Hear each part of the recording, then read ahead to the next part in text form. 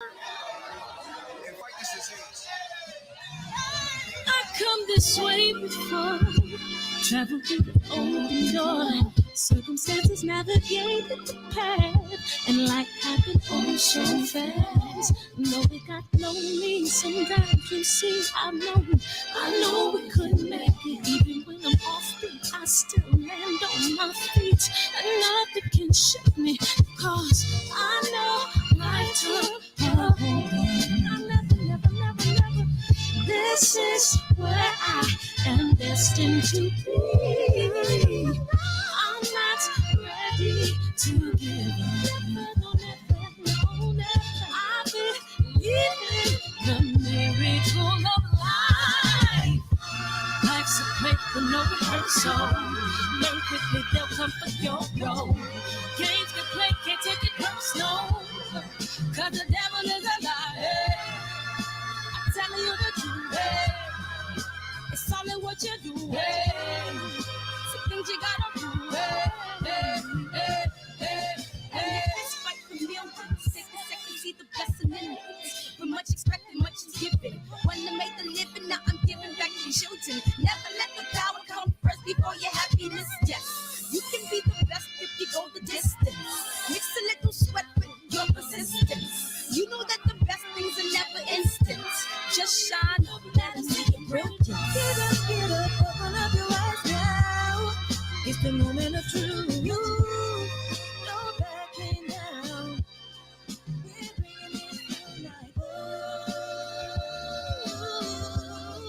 for the children, it's a given. You gotta give it, be a blessing.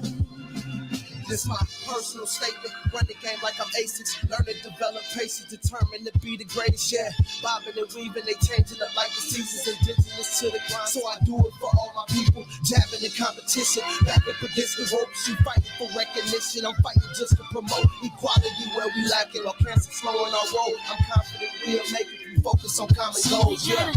Give back, give love, giving something away. Never give up, stand tall to fight another day. 2 toes, 2 feet, I stand on the ground. I'm going back soon and fight this final round. Life's a play for no rehearsal. Learn quickly, they'll come for your role. Can't take it personal, cause the devil is a lie. It's all in what you do, hey. Some things you gotta do, hey.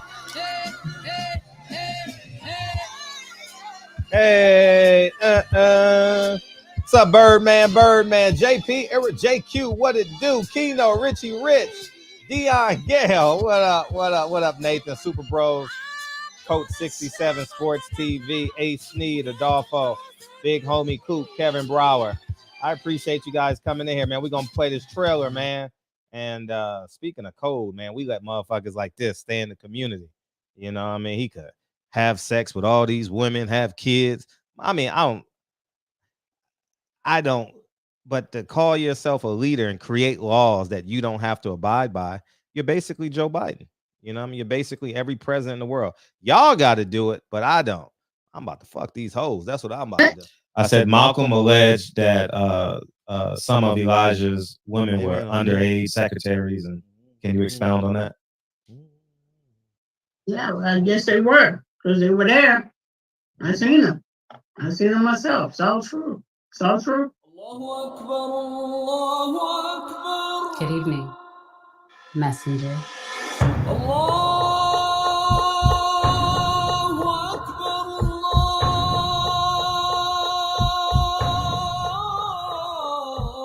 You convinced us that you were the last messenger.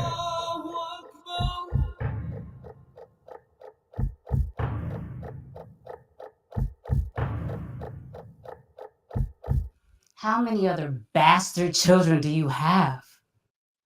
Barbershop Conversations, man. Feel free. Hit the subscribe, but I don't know what the fuck I just said. Like, I totally forgot where I was real quick. You know what I mean? It's like I'm like I'm starting a video or something. I'm like, because that's like Hey, you know how you have like sensors and memories and shit. When I do videos here during the day, you know what I mean? That's my cue to start talking. Anyways, man, I appreciate you. And um yeah, code, man. I'm real interested. And you know what sparked this conversation? We had people in the chat a couple of days ago. It was a lot of y'all saying, "Oh, Fred ain't gangster. Uh, Fred was hiding or something. He didn't hang out with the gangbangers. He was afraid." Like that's cool. Like that's cool. Like it's cooler to be a gangbanger and walk down the street with your pants halfway off your ass with a rag in your pocket. That's cooler than staying away from the BS and hanging out on the basketball court or reading a book, doing poetry. That's not cooler than being a gangbanger. Y'all was like, ha ha ha ha. I understand funniness, but I'm like, that's sad that we as a people, we glorify death. A real nigga is a nigga that went to jail. A real nigga is a man that can fight. A real nigga is a man that uh you know, whatever associates with using physical strength. You know what I mean? That's a real nigga. But the man that goes to law school, he sounds corny. He sounds stupid. Oh, he's a cracker. And he's guilty by association because when you're a lawyer, many times in the middle of America, you probably become a Republican. Oh, he's a coon because he's a Republican. Candace, what's her name? Condoleezza Rice is a coon. Condoleezza Rice has done more for black girls, arguably, than anybody in the 21st century. And we calling her a coon because she's a Republican. She's done more. And quite possibly is trying to finagle her way in the NFL. And y'all and she was called a coon for however long she had that position. She was a coon.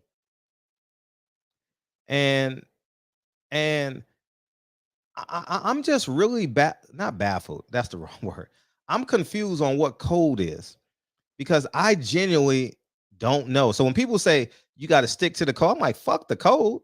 It ain't no code because I'm going to tell you what it is. I'm going to tell you the realities of it.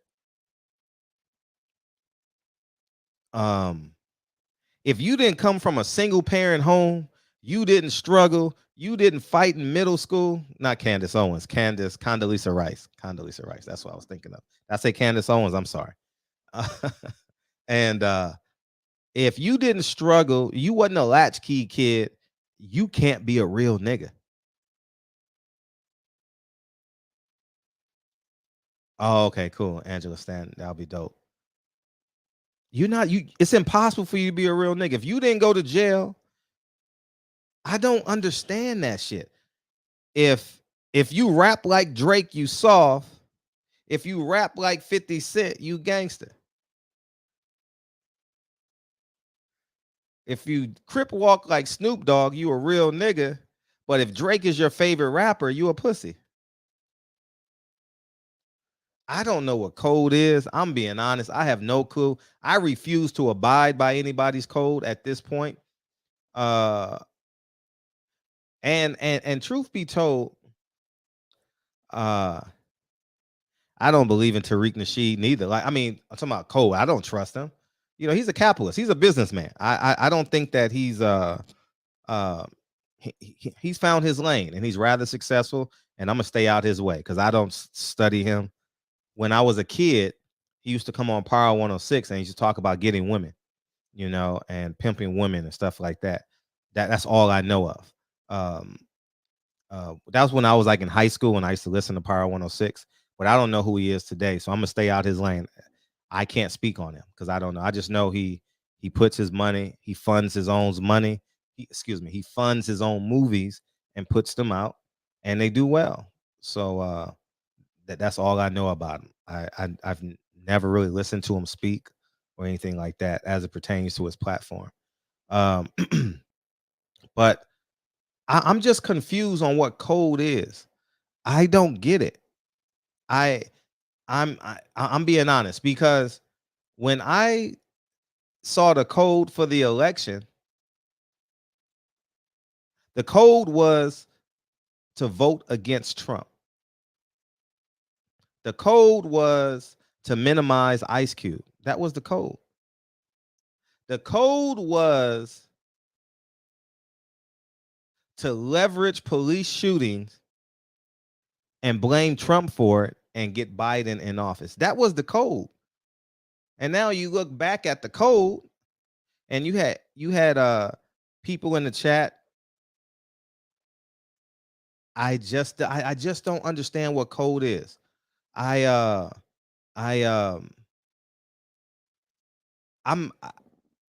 need help. I need help. And like I'm speechless when I really don't know what code is, because instinctively you want to help people. Instinctively you want to be a good person. This way. I think we've gotten away from humanity, because let's be candidly honest, man. Let's take our activism off our backs, and let's just be like nondescript human beings. And what I mean by nondescript, we're not associated to any groups. Just for this short monologue or vignette I'm about to say, why can't gay people be gay? Why can't black people who wants to marry a black woman marry a black woman? Why can't a white man who wants to marry a black woman marry a black woman? Why can't they? What is wrong? Because it has to be a yin and a yang. You have to give up something to get something. Or let's go to, I should have wrote all this stuff down. Political. Why you just can't be a Republican and or a Democrat? Why it has to be versus? Because two things can be true. I think we've gone too deep. I was sitting here thinking, and I was flooding through my mind about the flaws that I have in my mind, right? Preconceived flaws, right? And what made me, one of the reasons why I had this conversation is because I too was the person that I spoke of prior. That was me. You get what I'm saying? So now that I'm cathartically getting rid of all this shit and just being a human being, being attempting to be a above average to great person, working on my honesty, working on my integrity, I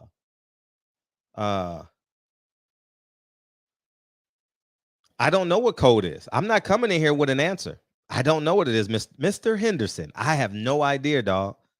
And that's where I was going with it, Cedric. I was going to go with, why can't we just exactly? So what's up, Fred? What do you mean by code? My understanding is your morals and principles is the code. I don't know what the code is, man. You would be teaching me something. I think the only way black people can connect in 2022 is through economics. I don't think we can connect because you know what we're going to say? Fred didn't marry a black woman. Fact. I'm not fighting with you on it. And I don't give a fuck what you think about it. I'm not changing. I don't care. So I will disassociate myself with you because you don't respect what I have. So now he probably has some great assets. He or she probably has some great assets that could have pushed us forward. But because he devalues me, and I'm going to use I intentionally today because I don't want to point fingers at y'all. You understand? I don't want to think, I don't want this conversation to come off as y'all do that. Fred is perfect. No, I'm going to focus on I because I want this to be I don't want y'all to think that, oh, who the fuck does Fred think he is? No, I'm more than flawed. And so, or let's go say, or a real nigga will say, oh, you don't know what it's like to live in the hood. Oh, you went to college. Oh, you a college boy. Oh, you this, you that. You know what I mean? So I don't know what the code is, but we separate ourselves. And I was setting us up. I might as well talk about it. Republicans and Democrats, right? But we attack each other for being humans. If a man is gay, a man is gay. If a man marries outside of his race, whether he's black, Mexican, that's him being human. That has nothing to do. If you think about the concept, it has nothing to do with pushing in my head. Correct me if I'm wrong. Feel free to come in. But it has nothing to do with a code. He's just being human. Because if that's the case, see, because the other side of that coin is if you hold a man accountable for not doing, let's use me. I want to stay with me because it makes it easier. Okay, so let's say Fred didn't marry a black woman, right? So Fred takes care of his family. Fred takes care of his family. Fred takes care of his kids, right? So do you hold the black man double accountable for leaving his family? Because it has to be a yin and a yang. You understand what I'm saying? So I don't understand when you say, because I don't think there's such thing for real. If you want me to be candidly honest, I don't think no one in this world is pro-black. I don't think no one here is pro-black because I think we're too entrenched at this point. I think in isolated episodes, like you want to help out your fellow man, but do we have manufacturing plants? Do we have our own hospitals? Do we have our own banks? Do we? So what I'm saying is, it is virtually impossible to do it, not unless you live on a farm and you trade goods. You understand? And but I'm having a hard time with this. I really am. I'm having a really hard time with this because we can't unify, because someone doesn't like me because of my decisions on how I want to live my life. Do you understand? Like it's not a crime. Do you understand? It's not a crime. So if that's the case, then we got to hold all these black people accountable for in 2022 buying Louis Vuitton, Gucci, Maybachs, because what that does, if you buy one Rolls Royce, that's a whole generation. That's $400,000. That's generational money. $400,000 is what I would have made in 8 years as a school teacher based upon my last salary. It would have took me 8 years to amass $400,000. Do you understand what I'm saying? So everybody's more than welcome to call in a second. So I just don't have the solution, because sometimes I'll wake up and I'll be like, damn, like, or you be driving and you just see people just promoting victimization. We celebrate the gangster, but don't celebrate the father. There's no way in our streets a gangbanger should be celebrated more than the father. I'm just saying, it's no way. It's no way. The most beautiful thing I see every day, besides my kids and them getting up, that parent thing, is when I pick Lincoln up from school. It is the most beautiful thing. Kids run into their parents. I get emotional sometimes. Like, when I see it, because Lincoln's class is always 8 minutes late, right? And so I'm always one of the last parents, right?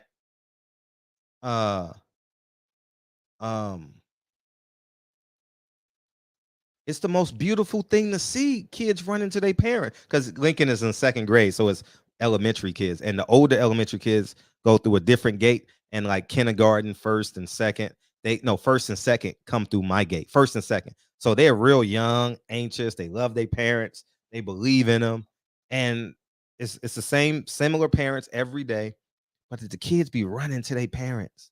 It'd be beautiful. The dads always put their hand on top of their son's head. You know what I mean? Give them a half a hug. You know what I mean? It's a beautiful thing. And then I be thinking to myself, he wants the same thing I want. He just has a different job. He married a different woman. He makes a different amount of money than I am. He votes different politically. But why do we attack people on the human element? I think humanity has been convoluted into political, has been politicized. There we go. Has been politicized. A gay person can be gay. That's it. Be gay. Be gone. Be gay. You know what I mean? You know what I mean? So I and and I'm gonna say this. I don't know what the percentage is. I don't know what the percentage is. But we promote systemic oppression in our community on both sides of the fence. Educated people, you know what they say? Oh, we got to play by their rules. We got to play by their rules, man. We got to put on the suit. We got to act right. We got to bojangle our ass in that corner office. You understand what I'm saying? And then on the other side of the coin, niggas are pop, beating up black people, robbing black people. And both of us are taking our money and glorifying the Hiltons, glorifying what's her name, the Kardashians, and so on and so forth. So I don't understand what culture is, but what I do more understand is we have blurred the line of humanity and politics. And I think that, and then, damn, back to the other point. I don't know what the percentage is, but I'm willing to bet it's at least 70%. The systemic oppression that we talk about, we can eliminate it overnight. We can literally eliminate it overnight. Within 30 days, we can eliminate 70% of systemic oppression in this country. I believe it. I don't know what the percentage is. I may be off with the percentage. I know we have a constitution and all that, but if we take care of each other, I know without a shadow of a doubt, because next year, I'm putting my 2 kids in the trust of a black principal. And I have to trust that at the very least, he will keep that school safe every day for 180 days. Now, think about this now. Think about this. If we can trust our kids with a perfect stranger who was interviewed by people we will never meet, teachers, school facilities, principals, assistant principals, counselors, our most, I don't want to say prized possessions because they're human beings, but what we value the most in life are our kids. We trust them with qualified, we call them qualified strangers. And you mean to tell me as adults, we can't drop our kids off and be unified, but we leave our kids with qualified strangers every day? I never met Lincoln's teacher ever in my life until the first day of school. But she was interviewed by the school district and other people, and now she's qualified. So we trust our kids with people we'll never ever go to dinner with, and then turn around, leave our kids, and separate ourselves from everyone that we're supposed to be unified with. I'm open at the phone lines, man. Let's have this conversation, because I don't get it. I'm confused. And I need help. I'm keeping it a buck. I ain't got the answers. I ain't got the answer. I'm not even gonna pretend to tell you I got the answer. 252, what's up? 252. What's going on, man? How you Hey, doing? how you feel? I'm living, man. Yo, everything you're saying about this gang culture, man. You know, I've been saying it for quite some time now. It's like they check this out. They show these different interviews on whether it's Vlad or different radio stations, or and FX just had this big series with with Haitian Jack and Big U and all this stuff. And something I noted to a friend of mine, because I couldn't even finish the series. I don't like looking at stuff.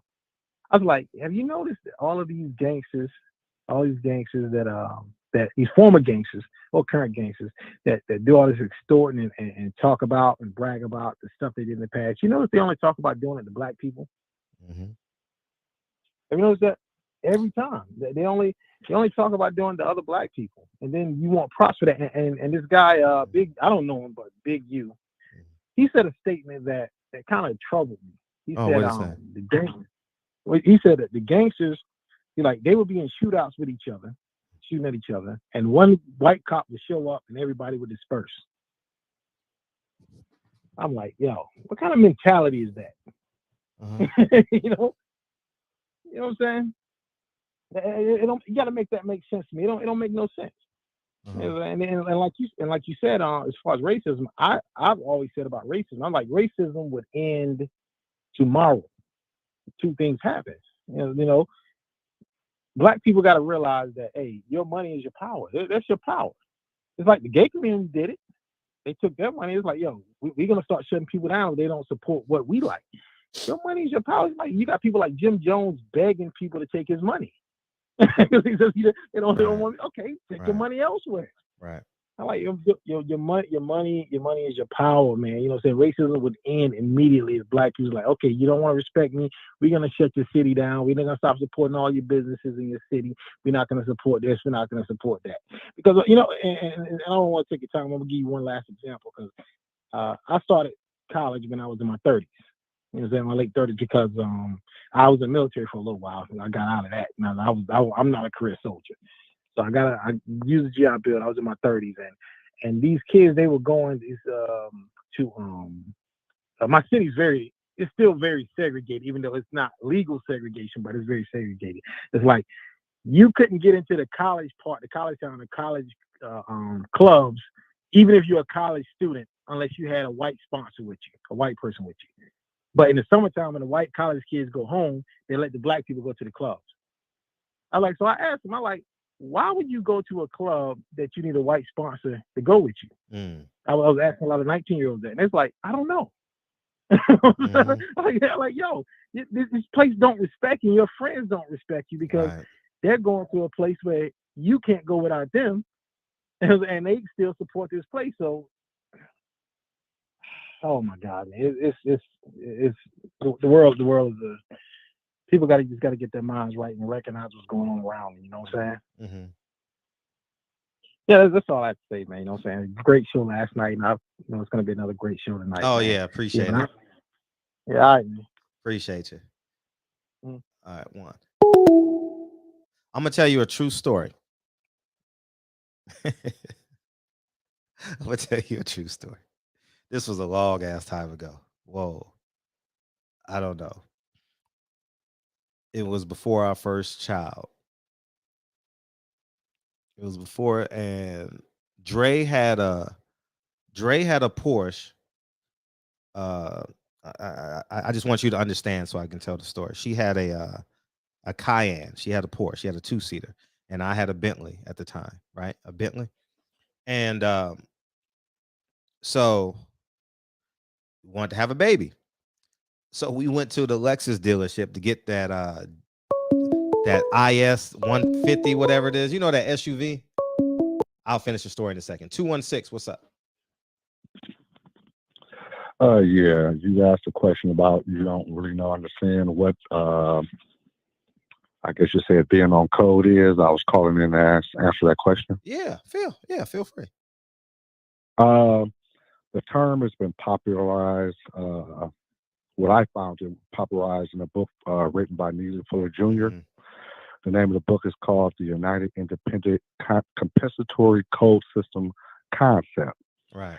A compensatory counter-racist code. And what it says in there is that basically, in short and skinny, that white supremacy is a code system.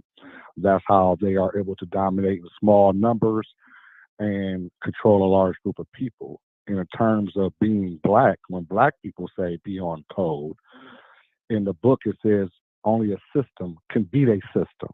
And since us as black people are victims of white supremacy here in America, the only way we can beat that code is to have a code of our own.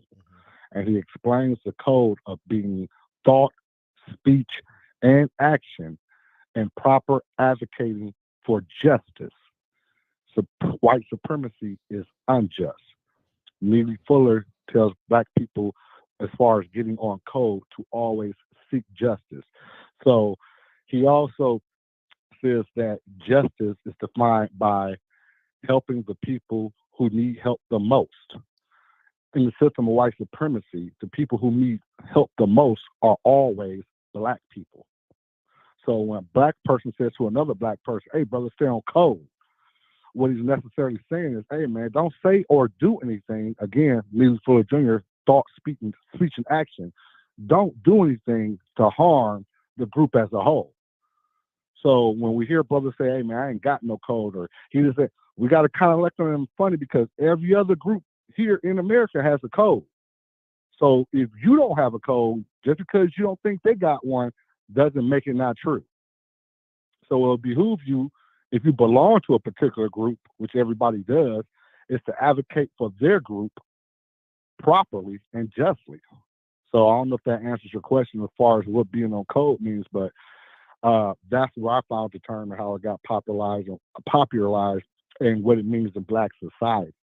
And the things that you were saying, those basically were white people talking points. I don't hear no black people justifying and glorifying gangsters. I don't hear no black people. That'd be white folks and black people who want to be with white people, or who want some type of brownie points with white people who say that stuff. The stuff that you were saying, I don't hear people say that and glorify that in black society.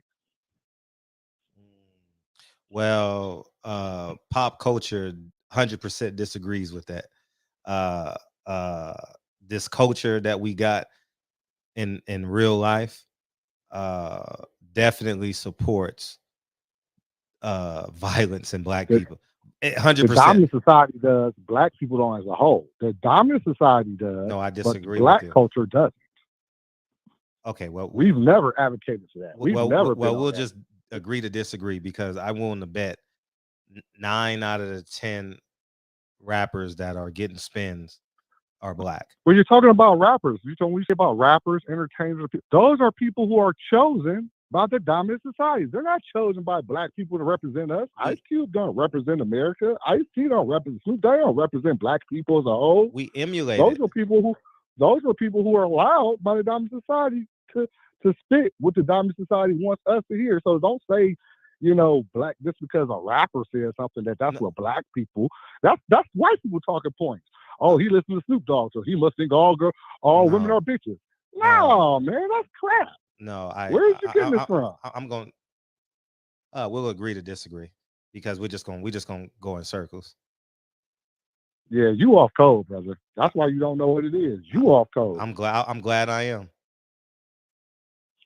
This is good for black people. So we need to I'm know glad who's I on our am. side and who ain't. I'm glad I am. So this is good. The more you let people talk like you, we see where you're coming from. So this is good. This is actually good for black people. We at a disadvantage anyway for not knowing who's on our side and who's not on our side, and that's been a big problem with black society. So it's good to see when other black people draw the line and say what they really feel, so that we know that you're really not part of our culture or on our side. So thanks a lot. Appreciate you. Yeah. So I don't.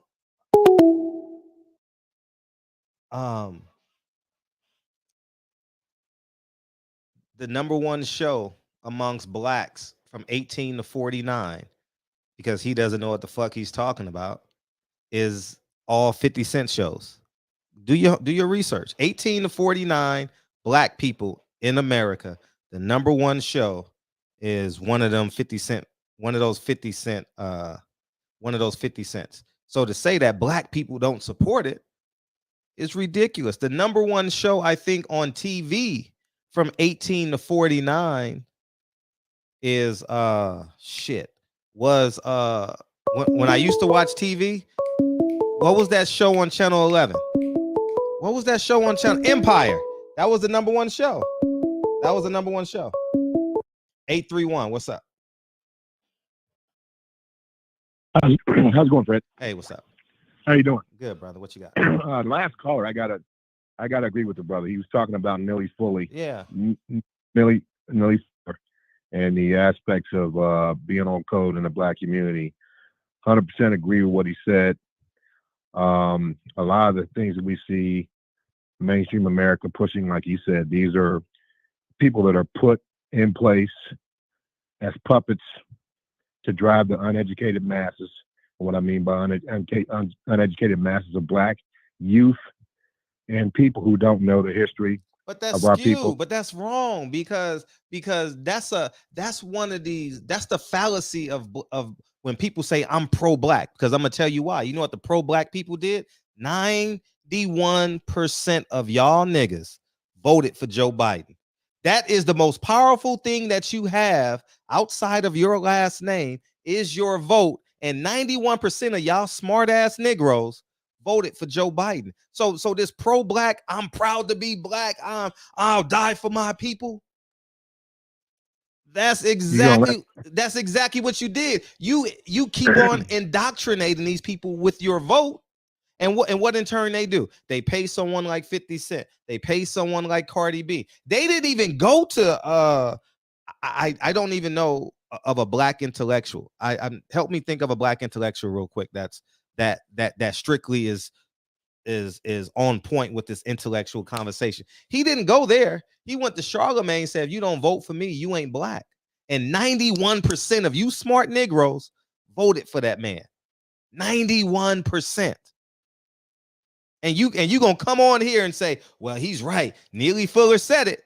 Man, 91% of the people who are so you're not making sense. So everything you're saying is a fallacy, because 18 to 49, the number one show for black people in America, 18 to 49 is that 50 Cent series. So you're the statistics are not, or is disproving everything that you and him are saying. So you are putting Joe Biden in office so he can trickle down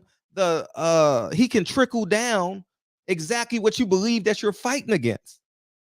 I think anyone that voted for Joe Biden understands that was a mistake, right? And you can't look and see in the future. You don't know what's going to happen. Our people are just looking for hope in something. No, fuck hope. Fuck hope. It's 2022. We don't. If you believe in hope, you have a master.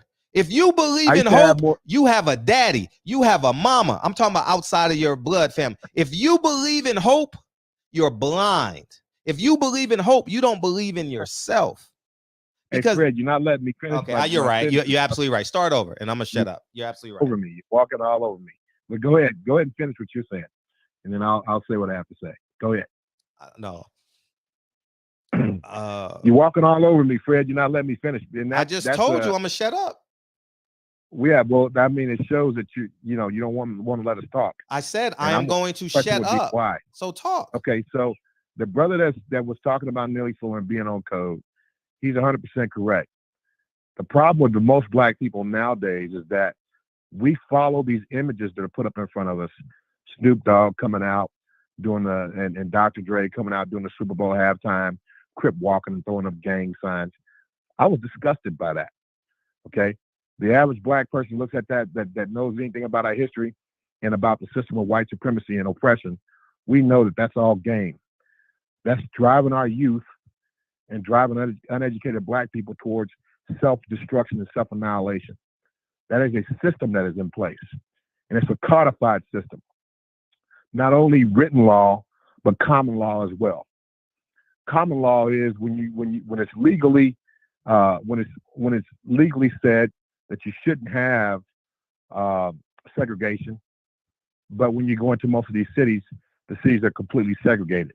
The common law is when you have a kid like Kyle Rittenhouse go in front of a judge, and the judge almost acts like his defense attorney and lets him off for murdering 2 people in cold blood, being across state lines with an illegal weapon. That's common law. And the common laws is where the system of white supremacy and oppression reign in this country. People don't understand that just like that code is continually destroying our people, leading us astray. That's why they don't want, we have to have our own codes to deal with that situation. And one is group economics. Another is dealing with the educational problem that tells us, hey, we don't want you. Now it's becoming illegal to talk about the true history of this country, to talk about the truth. Critical race theory is being outlawed, when really you cannot describe America correctly if you don't put the issue of race right in the center of it, because it's built on racism and exploitation of people of color. So, I mean, this is a system we're in, and we do have to get on code in order to deal with it. There's no one individual. Now, I'm sure this brother that became called in before, he's pretty successful, probably doesn't really have to worry about much. He said he was in the military. I mean, the bottom line is a lot of us have been able to navigate the system, but we still have a sense of community and a sense of what it means to be black. And we understand we have to come together as a people and root out all this foolishness. All the, just what you said, the 50 Cent movies and all that stuff. That's not us, man. That's something that just came out of this whole, the last 30, 40 years where we've been fed this gang culture. We didn't live like that before then. We have places like Tulsa, Oklahoma, Rosewood, Wilmington, North Carolina. And when we built those places, what did they do? They destroyed them. They bombed them. So the bottom line is there is a system in place that's meant to oppress black people. The only problem now is we're mentally and intellectually oppressed. But that has to come about. Equity is about giving the people who need the most attention. It doesn't really matter what color they are. But unfortunately, in America, it is black people that need that attention. So we have a responsibility to ourselves, to our own community, to unite and stay on code. We don't do things that denigrate or hurt one another, because we already have a whole system that does that. 300,000 black and brown babies are aborted every day, every year with Planned Parenthood. This is a system that's in place, and we have to deal with it in that way and be on code to support one another. I agree with the brother 100%. Appreciate the call. Now, what's not being said is the mother and father. If you want to get to the root of the issue, the mother and father. Mom is on crack. Dad is on crack. And then you know what? They fall. Gosh, I can't get my points in. I'm gonna shut the phones down one time after this. 470, what's up? Because it goes in. What's up? Peace, Fred. This is Brother Eric. I wanted to dive what's up? on this. This is a good topic. I figured it would what be. I overall is just a lack of accountability from us. Mm-hmm. Even when you're talking about what shows we decide to put on TV or how we decide to present ourselves as a people, even the abortions, are we going to blame the abortions and everything that's wrong in the Black community just on the white man. I think that if we really we were serious about making a change, it takes taking accountability for who you are and responsibility. Even with situations as tragic as Tulsa, Oklahoma, and Rosewood, we have to take accountability for our defense. We can't just say they bombed us. I mean, it sucks that that happened and that we live that they would do that, but we even have to take responsibility and accountability as men for our defense and defending our women and our children. And you can't just point the finger at another man and say we're being depressed, because to me you kind of sound like a bitch. And I just think that accountability and responsibility is just a big part of manhood that's just missing from this whole thing. And what ends up happening with this stay on code thing is it gets used as an excuse for oppression. Like we talk about the Malcolm X situation a lot. And Wesley's dumbass, he said that Malcolm X broke the Black Guard protocol for calling Elijah Muhammad out for having sex with teenage girls. So is he supposed to not call Elijah Muhammad out on his indiscretions because he's Black? Or is he supposed to stick by the side of righteousness? And what ends up happening with all of this pro-Black stuff, you see it in all of these Black cults, is that they promote this pro-Black stuff at the oppression of the people. If you look at every pro-Black cult, they'd be like pro-Black, pro-Black, pro-Black. And even if you want to call Al Heyman a cult, it's pro-Black, pro-Black, pro-Black. And the Black people at the bottom get fucked over. So that's just my 2 cents. I totally appreciate you calling in. Thank you. Thank you for that. No problem. Yeah. No problem. I appreciate you, bro. Take care. I appreciate it. The mother and father is the core principles in all of this. The son or daughter didn't buy the TV. The son or daughter didn't buy cable. I want to make a point. 636. What's up? Yo, what's good with it, Fred? Hey, what's up, man? Fresh? What it What's do? up? How you been? Man, I've been good, man. Been good. Yeah, I had to call in for this, bro. Like, basically, the whole, staying on code thing, man, is just basically, reach one, teach one. If you know that you're older than a youth out there, no matter if it's, male or female, that's in your community, you should be teaching them, you know what I'm saying? You should be telling them what's right. You should be telling them that they are talented, that they are gifted, that there's more outside of their, you know what I'm saying, just their community that's out there. Like, you can travel, you can learn abroad, you can do so many different things and bring those tools that you have back to your community and help your community flourish. You know what I'm saying? It starts with everybody, you know what I'm saying, putting that word into the children, because a lot of times, like I always say with adults, you know what I'm saying, anybody that's over 21, a lot of times your mind is already made up. You already have your mindset on what you know what I'm saying, like what you want to do or what you don't want to do. Or a lot of people don't want to change. I'm not saying people can't change as adults in our community, but a lot of people just don't want to change. So I feel like it starts with the younger generation first. Dr. Cole Anderson talks about this all the time. And he's not the end all be all of what we need, but he's a great start of what we need.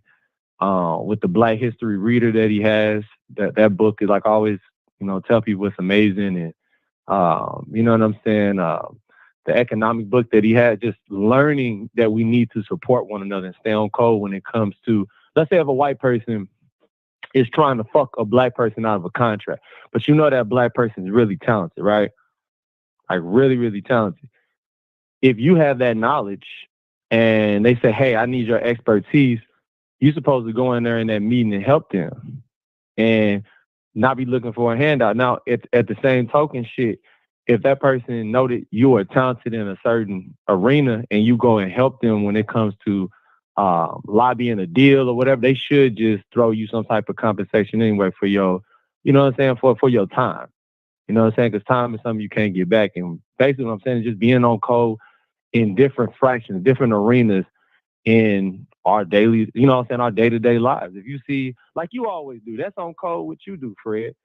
I remember what you told everybody down there each and every week. There would be a young black man getting pulled over, or maybe even an older black gentleman, and you said you just can't leave a lot of times. You will, especially if it's nighttime, you'll sit in your car and wait for, the transaction to go through, make sure that black person not getting beat on or something like that you had said, right? Mm-hmm. Yeah. And that's honorable. Most people don't fucking do that. But they say that they pro-black, right? Mm-hmm. Right? Just something as small as that is staying on code. If you see somebody's poor, especially a young black child, instead of shaming them for stealing, pay for them something to eat and tell them why stealing is wrong and like why they can do something to well, now you can't even really tell a child that, you know what I'm saying? Because like if at the same time, if you hungry, you hungry. You know what I'm saying? If you feel hopeless when it comes to getting your next meal. Do you understand what I'm saying? So that's a more complicated issue. I'm not gonna dive into that, but just basically staying on code is helping your own. If somebody else is trying to take from your own, you fight back. Somebody picks up a gun, you pick up a gun to defend your community. Like old dude was talking about with Rosewood and Tulsa and all that. That should never happen again. You know, a lot of black men in the hood, you know what I'm saying? We pride ourselves on having our guns, you know what I'm saying? Having ammunition, knowing how to pick up a pistol and put somebody down, right? Are you willing to do that with different races of people, though? You know what I'm saying? This is just keeping it real, like just keeping it 100. This ain't no faking shit, no weirdo shit. Like, are you willing to do the same with different races of people? Because you may be so used to shooting your own that when it comes to shooting somebody else, you may be like, a little hesitant to pull that trigger. And that's where the mentality of a person is very, very important. And like you said, for a lot of us, it's all over the place. You got black people thinking this way, got black people thinking that way. We're not unified like the Nation of Islam, for example, right? You can say what you want about them, but they all have one thinking on how they want to do things a lot of the time, for the most part. They're not all scattered like a lot of us are. They say foundational Black Americans, a lot of people have different mind states about what they view blackness to be, what they view being on code to be. So my solution, like I said, you know what I'm saying? Reading to Dr. Clarence, and he has a lot of the answers. Dr. Francis Cress Welsing has a lot of the answers. Neely Fuller has a lot of the answers, but we have to be willing to implement them on a day-to-day basis. Practice until it becomes permanent. And that's my call, man. Appreciate you, man, Fresh. Yeah. All right. So being on code is being a humanitarian. Being a humanitarian, like doing the right thing, regardless of your starting point. Right? So the story goes, let me fast forward because it's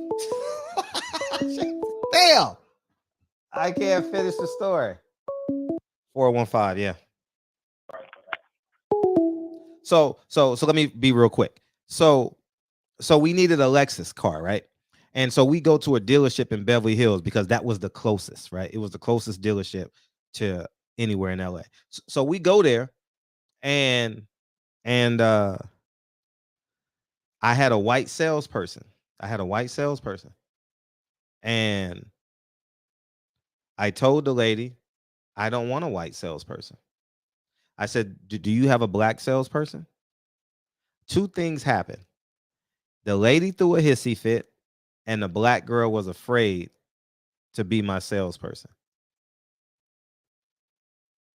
Like and Dre would tell the story much better because Dre says, I knew you were gonna do that. But she'll tell the story way better. But I didn't want to give my commission to her. I wanted to give it to, you know what I mean? And part two to that. See, I'm only gonna use I, because if I point at y'all, it comes off like I'm greater than y'all. So I'm only going to use I for the sake of this conversation, because I want this to be a forward conversation as opposed to pointing fingers. If a black man is gay, dates outside his race, and or a Republican, there's many other attributes too, when he helps black people, it's discounted. Do you understand? It's discounted. It's not. It's not on the same wavelength as a gangbanger doing something for black people. I've noticed that. Like on YouTube, I've noticed it. He just doing that because he wants you to be a part of his group, or he wants, you know what I mean? Nah, Dre is a rider. Dre ain't afraid of shit. Nah, we've been down since 97. Dre ain't afraid of shit. Dre rides. You know, she just quiet. And but that's the point I want to make. So like it's on a certain wavelength, maybe it is prejudice. It's just reality of it. Maybe it is prejudice. It is. And it is what it is. And but it's so being a humanitarian, doing the right thing. Oh, that's the point I want to make. I'm jumping all over the place. When the caller said Kyle Rittenhouse, now let me explain something to y'all. The same people that spilled y'all the narrative about Kyle Rittenhouse story is the same people that told you to vote for Biden.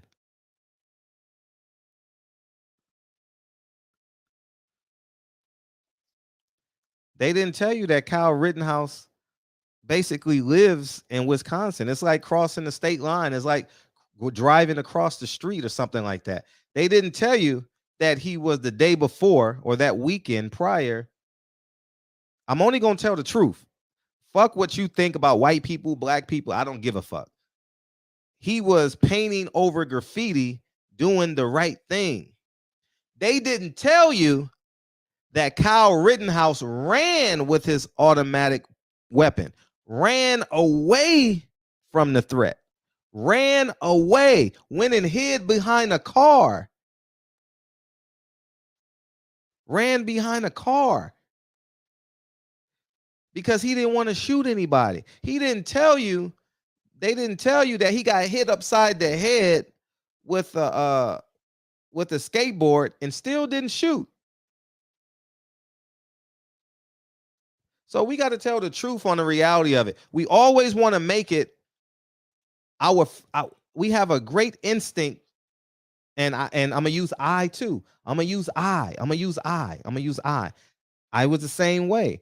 We immediately go to race instead of the facts. The facts is he was doing what we should be doing on MLK Boulevard in every urban city in this country. We should be manning our streets with our weapons, protecting.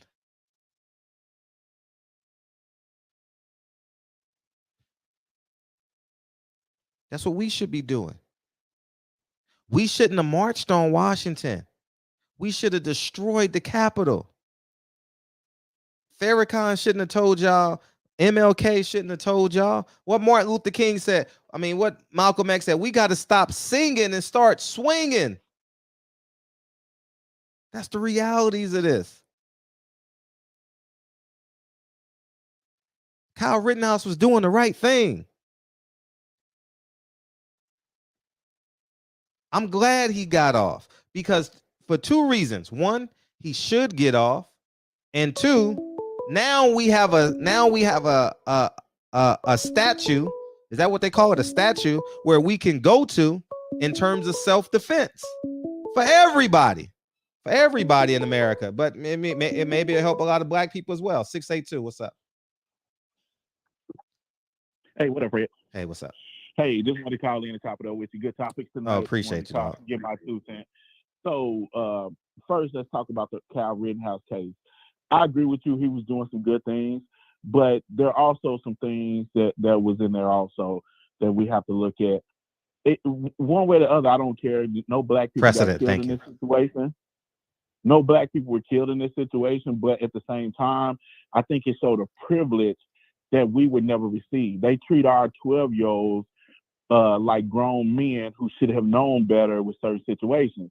So in this, and I watched this case through and through because I really wanted to see if they was going to treat him the way they would treat a black kid. Not that he was absolutely wrong in this situation, but just to look at the details. So when he crossed when they say he crossed state lines with a gun, I think that was minute.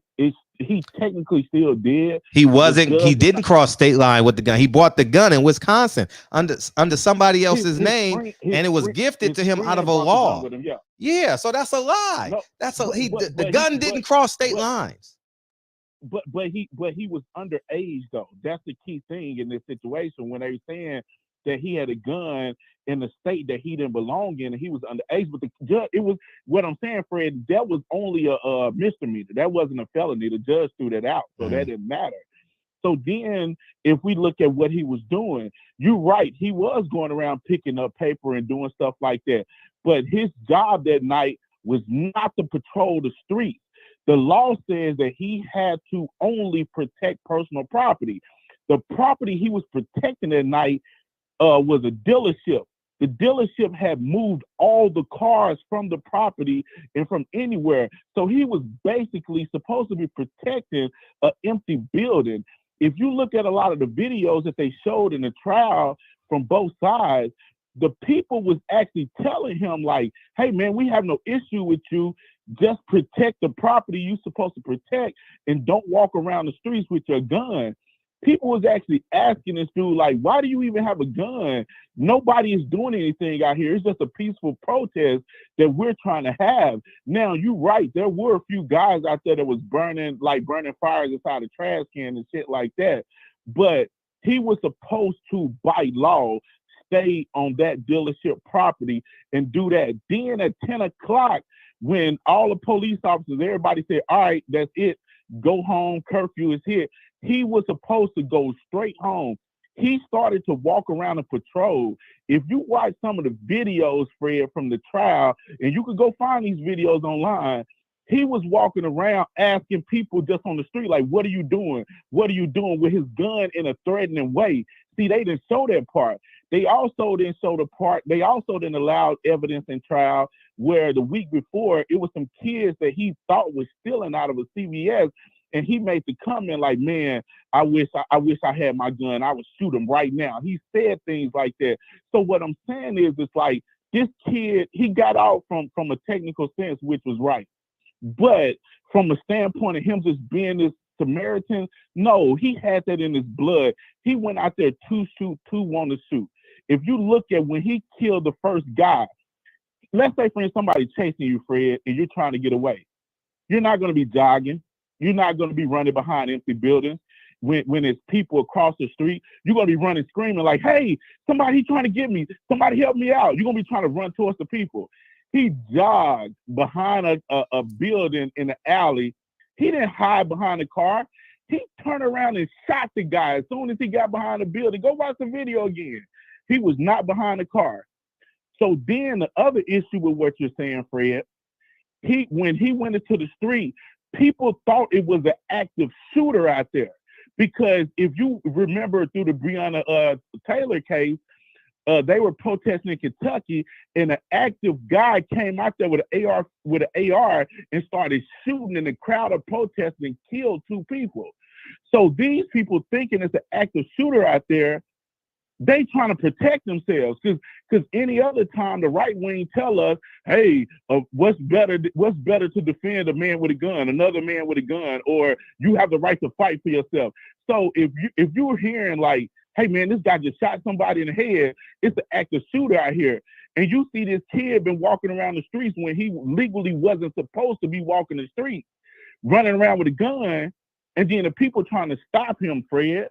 That's all they were doing. Now, were they right to try to stop him? I wouldn't as a black man. I'm going the other way.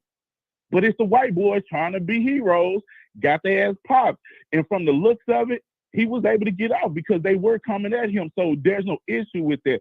The only thing I tell people is don't defend this kid, because as a black kid in America, we know if I show up to a Trump rally in my community with an AR-15 on my shoulder for no fucking reason, and then I put myself in a situation where I have to use that gun, they're going to prosecute me to the fullest extent of the law.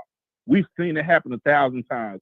And that's all I say. I'm not here to say dude did something wrong or he did something to black people. I'm just saying, if we look at the facts of this trial, everything was set up for him to win. He went out there with a purpose. He didn't go out there to really do shit to help out.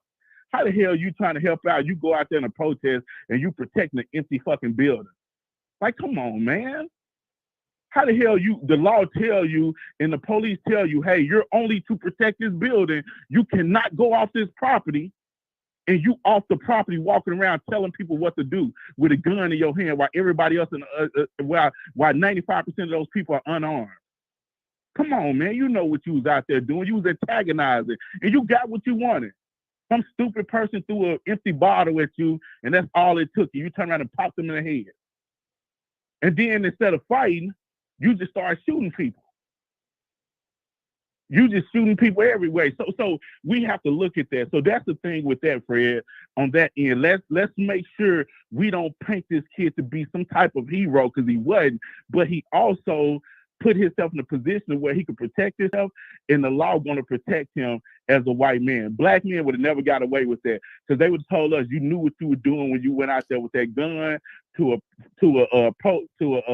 a peaceful protest, and you were supposed to be on that property. And the fact that you went off that property, you put yourself in that situation. That's what they would have told him.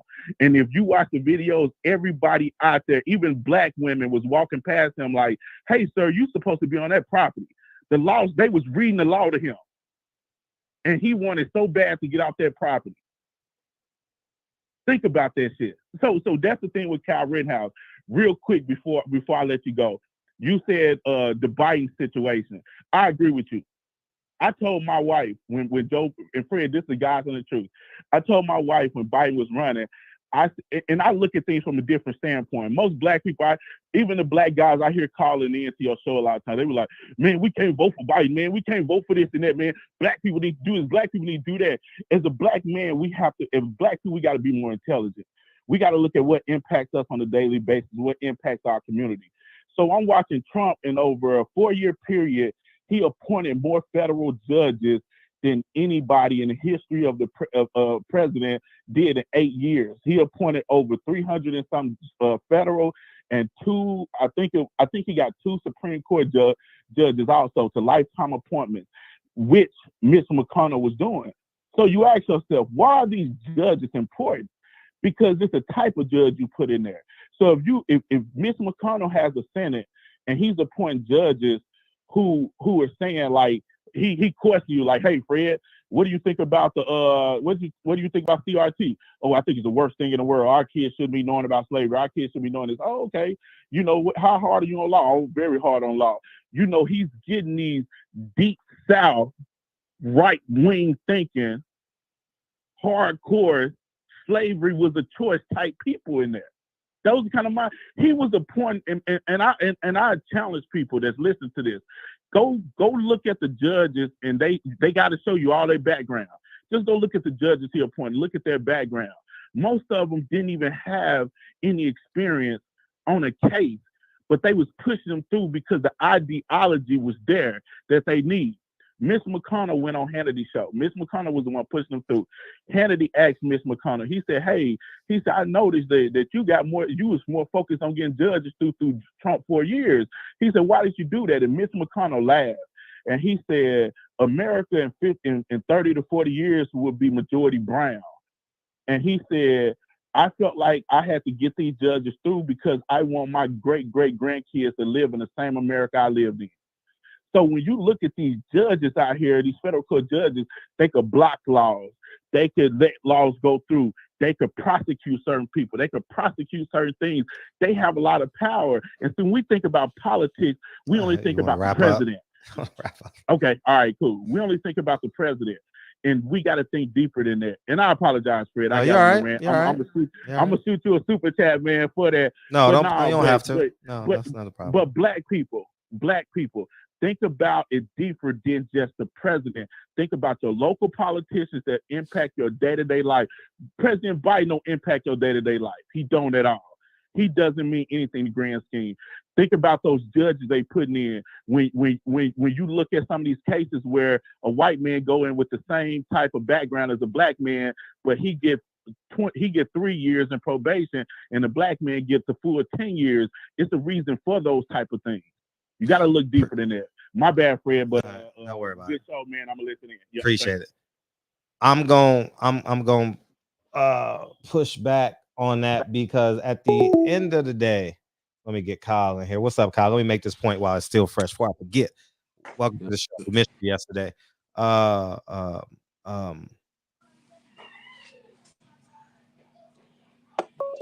I'm cutting these phones off because I got to get this off. I got to get this off real quick. He said, Kyle Rittenhouse. The victimized mindset tells us we must compare a white crime to a black crime. That's victim. That's being a victim. Is the man innocent or is the man guilty? That's it. And go on with your day. You're going in it from the perspective of I'm 3/5 of a human. So this person got to be treated like 3/5 of a human.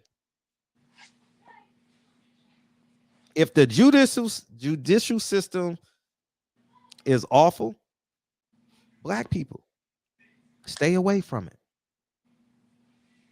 And I know we have isolated instances like police brutality and this. We can eliminate 70% of police brutality if we do what? Make this cold thing cyclical: money, accountability, personal accountability, integrity. You know,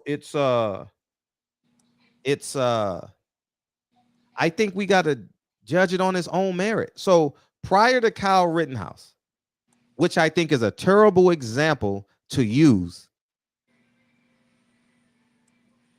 was the judicial system fair to black people prior to it? No. So why do we put ourselves in position? I'm not talking about police brutality and all that. Those are isolated incidents. Trust me, isolated instances. Why do we put ourselves in the hands of people that's going to treat us like 3/5 of a human being? We glorify people being treated like 3/5 of a human being. Bang, bang, gotcha. Fred is a cornball. Ha ha. You don't know nothing about that street life. That's what I was saying the other day. But street life, caskets and cases. That's what you get. So for real, Kyle Rittenhouse is Kyle Rittenhouse. If he's going to be treated fairly in that court, we know it. We don't put ourselves in that position. It's the same thing when you walk to the store, right? You take a certain route to walk to the store if you live in the inner city. You take a certain route to go home because you know that it's safer. So I think that on a macro, those are isolated incidents you guys are talking about when you say police brutality, criminal charges. No. I'm talking about the macro, because there are not 50 million black people in prison. What is it? 3 million people? 3 million black people in prison? Males? I don't know. You guys check the statistics for me. But it's not everybody. So the point I'm making, so that makes 6% of black people are incarcerated in America. 6% of black people. So if that's the case, the 94% of us got to stay away from it. Don't glorify the thing that's going to make us 3/5 of a human being. Because when now, this is me now. Because like I said, I'm gonna use I because I don't want to make this like I'm pointing at y'all tonight. I was the same way. Well, he got off because he's white. No, he got off because it was right. Kyle Rittenhouse got off because it was the right thing. He got off. Now, what we want to do is get similar treatment, right? How we get similar treatment as fast as we can is the accountability. I don't think Kyle Rittenhouse, I genuinely believe that was self-defense. I genuinely believe they given, but that's an isolated incident, guys. You guys are talking about why fight? Why fight? So, what's up, Kyle? What's going on, man? What's up? Yeah, my brother got married yesterday, man. So, congratulations. Man. I ain't worried about that, but I'm glad you in here tonight. Congratulations to you and your family. Man, you know, I thought this day would come, but I didn't think it was gonna come so soon. Well, he's here. He's gonna do the right thing and hopefully be a great father to he has kids already? Oh yeah. Yeah, hopefully be a great father. You know what I mean? That's the end of the all. But I'm over these phone lines so you can work your way in these shit, before I wanted to tell you, everybody's getting all excited about Devin Haney getting the offer. But you don't think so? It's a little fishy. Yeah, we'll see.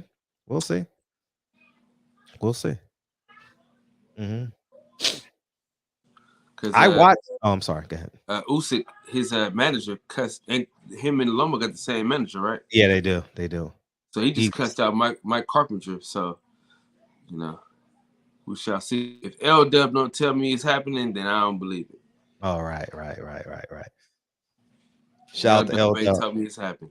Shout out to L-Dub. Damn, what was I gonna say? I watched the whole video because I wanted to understand the case. I watched the whole video. I think when you watch the whole video, stop looking at it from I'm not a whole person in America. Just, is it right or wrong? Simple. Is it right or wrong? When you go to a white store, do you pay more or do you just want to pay the 75 cents it costs for your bag of Skittles or bag of potato chips, right? You don't pay more.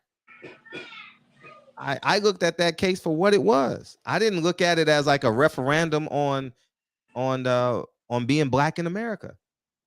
Why is that a case, a referendum on being black in America? I think you're fishing. I think you're searching. There's too many other cases. There's a million other, not a million. There's many more cases that you can pick that is a referendum on race in America. But that Kyle Rittenhouse case isn't. It isn't. How is that a referendum on it? He's getting treated the right way. Do we get treated unfairly? Yes. I don't know what the percentages are because there's only 6% of us in prison. Let me find out the number because I think that we glorify. Let me get a phone call and that'll make it easier. Do you want to add something, Kyle? I'm sorry. Phone lines are open. Taking it all in. I'm gonna respond in a minute. Why are you using our platform to defend him? I'm not using a platform to defend him. I'm making a point. And he's fucking innocent. He's fucking innocent. And he didn't shoot no black people. He didn't shoot no black people neither. Yeah, he didn't shoot black people neither. But it's self-defense because guess what? The nigga chased him with a skateboard. Why are you chasing him with a gun anyway? Why are you chasing a nigga with a gun anyway? Nope. I mean, that's, man. I think we're so off. Yeah, man. Hey, Fred. that was white on white crime. You know what I'm saying? We live with that every day. Every day in Baltimore City, we live with it every day. Not only that, all them media outlets that were talking crap about Rittenhouse, he's suing every last one of them. Now they being real quiet. I think he already got, I want to say 175 million from NBC. Wow, did he? For slandering him. So by the time he finished, he'll be about $1 billion deep. Because he's going after Joe Biden, Whoopi Goldberg. Remember the Covington Catholic trial where they talked about the young boy disrespecting the Indian kid and how he was showing hate for the Indians and all that other stuff? That boy went back and sued all them outlets and got about $450 million. So Kyle Rittenhouse is about to get almost $1 billion. That's why they're trying to settle out of court. And people like to talk about Donald Trump, but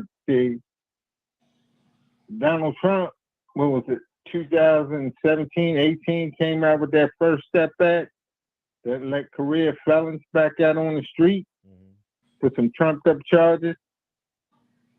You know, billions of dollars is used in tax money to incarcerate black, brown, and low income people. They use it as a revenue source. It's cheaper than slave labor, and you can tax the federal government for it. And Trump basically put a stop to all that. That fucking private prison crap. All them senators and congressmen investing in private prisons. That's courtesy of Bill Clinton.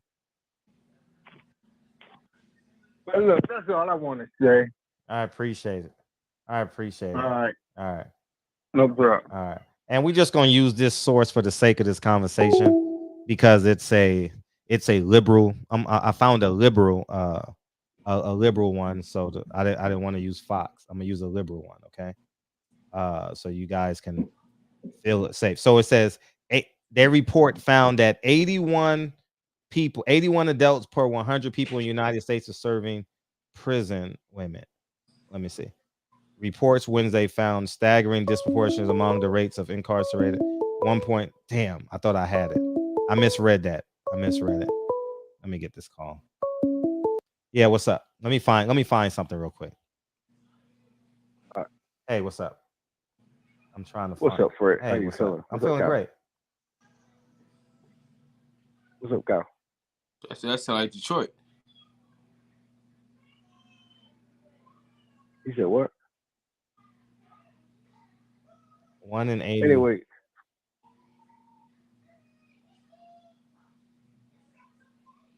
Hello? Yeah, we're here. Anyway, man, I don't want to talk about this shit about on code. No disrespect to the title. I'm gonna be honest, man. I just don't think we ever gonna be on code. You know, and Fred, I think you believe that too, in my opinion, deep down. We're never gonna be on code. The only way we're gonna be on code is when we can all get together for one single purpose. And, you know, one day that purpose may come, maybe in our lifetimes, I don't know, but it's not gonna come no time soon. But I want to talk about this boxing, Fred. Man, look, June 18th, people, we got it. 2 of the biggest knockout punches in the light heavyweight division are signed to fight. Archer Beterbiev versus Joe Smith Jr. Are you ready, fight fans? Get your popcorn ready. Get your fucking popcorn ready for it. Man, I'm telling you, Fred, this is going to be a bombs away fight. I think the judges should stay at home. I don't think this fight don't need any judges. It's a great fight. It's a great matchup. I don't think it lasts past the 6th round. If you love boxing, you're gonna love this fight. If you're not interested in this fight, then you just don't love boxing. What do you think about that fight? It's a great fight. It's a great fight. It's an outstanding fight. For real, it's an outstanding fight, and yeah, it's an outstanding fight. Will it go to the cards? Oh, I don't know. I know it's gonna be a physical fight. I know it's gonna be a lot of punches landed. I know it's gonna be tough. I ain't fucking with that fight. Now, if it was after June 18th, I would love it. But Bob Arum got us fucked up too, cause he know what the fuck June 19th is. He got enough black fighters to put on the card. But he was the first main promoter to do that. He actually had a card with melanin people on it. When was the last time he did it? What was it? Shakur and was it Shakur and Jamel Hearn, or was there another card? I think it was definitely. I don't know why I thought you were talking about Shakur Stevenson and Oscar Valdez. That fight for sure is not going 12 rounds. For sure. I'm sorry. I don't know why I heard Oscar Valdez. Sorry about that. No, Jamel Hearn. Yeah, I don't know why Kyle mad. I mean, Bob did listen to Fred. I mean, I know he never gonna come out and say it, but I remember Fred told Bob, "Hey, man, you need to, use this Juneteenth and put some black fighters on the card, man. It would be a great idea. It'd be a good turnout in Atlanta." And he did it. He did it. So shout out to Bob for doing that shit, man. We need Bob Arum to not get these days fucked up though, because they don't fuck up May 7th. They don't fuck up September. So don't come fucking up when it pertains to June. You know what I'm saying? We need that nigga to do the same thing we asking Al Heyman to do. All these promoters need to stop bullshitting and respect the black fans and the black fighters. So I ain't talking about Joe Smith and Better BF. Fuck him. You know what I'm saying? Because he had enough black fighters to put on the card. He could have easily said, all right, Big Baby Anderson, go ahead and headline this Juneteenth card. And we would have said, fuck Charlo's card. You know what I'm saying? Now we stuck with Charlo's card. So, my thing is, Bob Arum, nigga, do the right thing and stop this bullshit, man.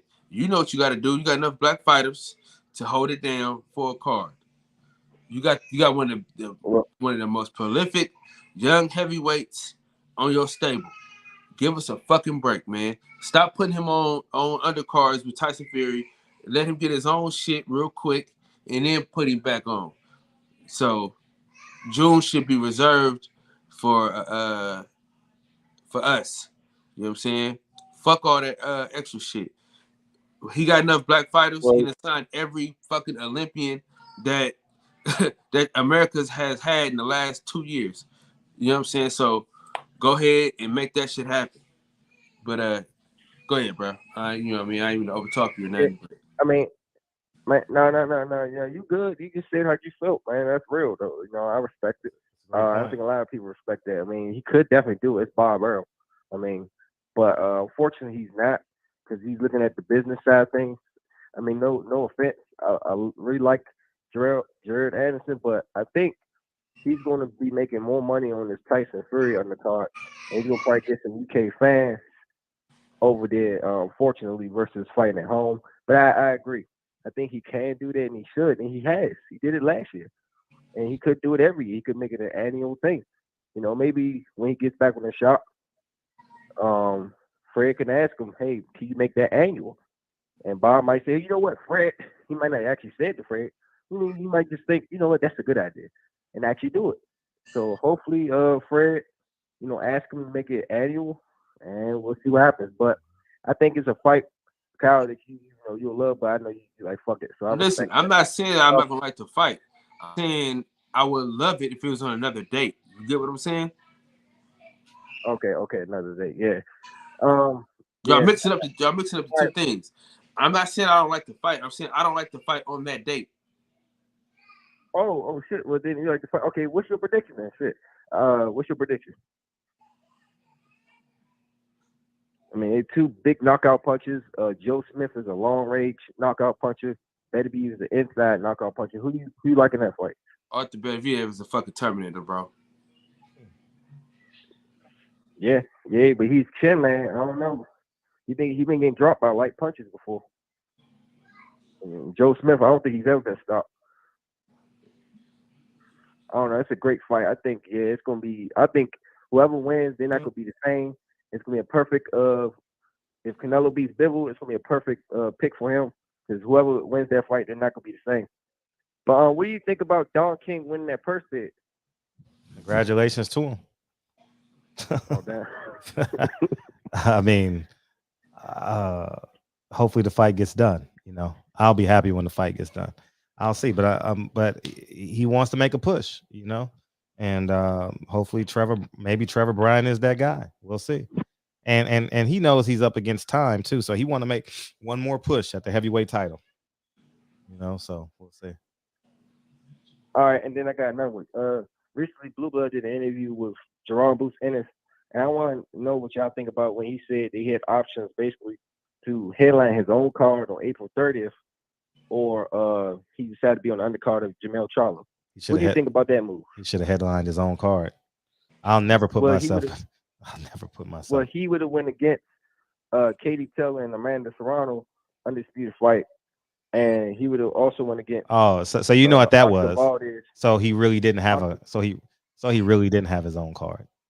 Niggas fall for anything. Jerron Ennis, you fell for the okie doke. He really didn't have his own card. That was just a whole bunch of bullshit. Well, we'll give you your own card, but you'll be up against two other big events. So do you want to do your own card, or do you want to be on Jamel Charlo's undercard? Man, come on, man. I'm smarter than that, man. Come on. Man. Hey, Fred. This all they did was try to help Charlo, dog, because they know niggas ain't really fucking with him right now, and they know that everybody loves Jerron Ennis, so we're gonna watch for Jerron Ennis. Even if niggas leave before the main event, it ain't gonna matter because they got them ratings already from it. Yeah, it's gonna be interesting to see what the ratings be like when Boots fight come on, and then afterwards. It's gonna be interesting to see that. I want to see. They haven't really put out the ratings for these fights lately a lot. I don't know what's going on. Because they're not good. Because they're not good. That's why. CBS owns boxing scene, so. I'm trying to figure out why hasn't CBS put on boxing on the regular free network? Because they don't believe it will do the ratings. If it would do ratings, networks in the ratings, right. Not who gives a fuck. You know what I mean? That's why Jake Paul and Logan Paul are, because they do ratings. Yeah, and one more thing before I get off, because I know people can't wait to call in. What do y'all think about reportedly Luis Ortiz is going to fight Andy Ruiz next? And do you think it's going to be on pay-per-view or no? It has to be. I think I don't know. I don't really care until they sign the fight, man. I don't know all this speculatory information. I was just more shocked that Eddie Hearn is calling Louis DeCoupas. Like, I'm confused. Like, Louis DeCoupas, I thought he has his own promotional company, Warriors Boxing. So, so I'm thinking. Go ahead. Well, it's interesting that both Ortiz and Andrew Ruiz both got fights offered to them, and they turned them down for different reasons, whether it was because they weren't ready, or because they're looking at other options, or it wasn't enough money, or so-called injury.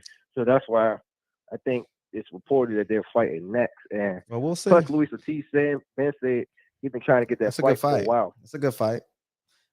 It's a good fight. Who you like in that fight if they fight both of y'all? I don't know.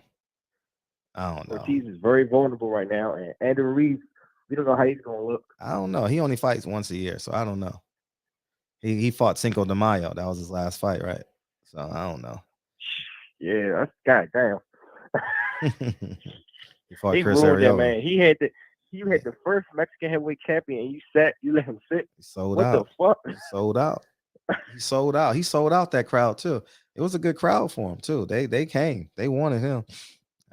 They supported him too. They fucked up putting it on pay-per-view though. They shouldn't put it on regular and let them build back better or something like that. So they should have did that and keep them active, man. Like I don't know, man. It's not. That's why these fighters need to get with Danny Jacobs, Mikey Garcia's managers, and talk to them and say, how did y'all motherfuckers was able to have flexibility? How? Right.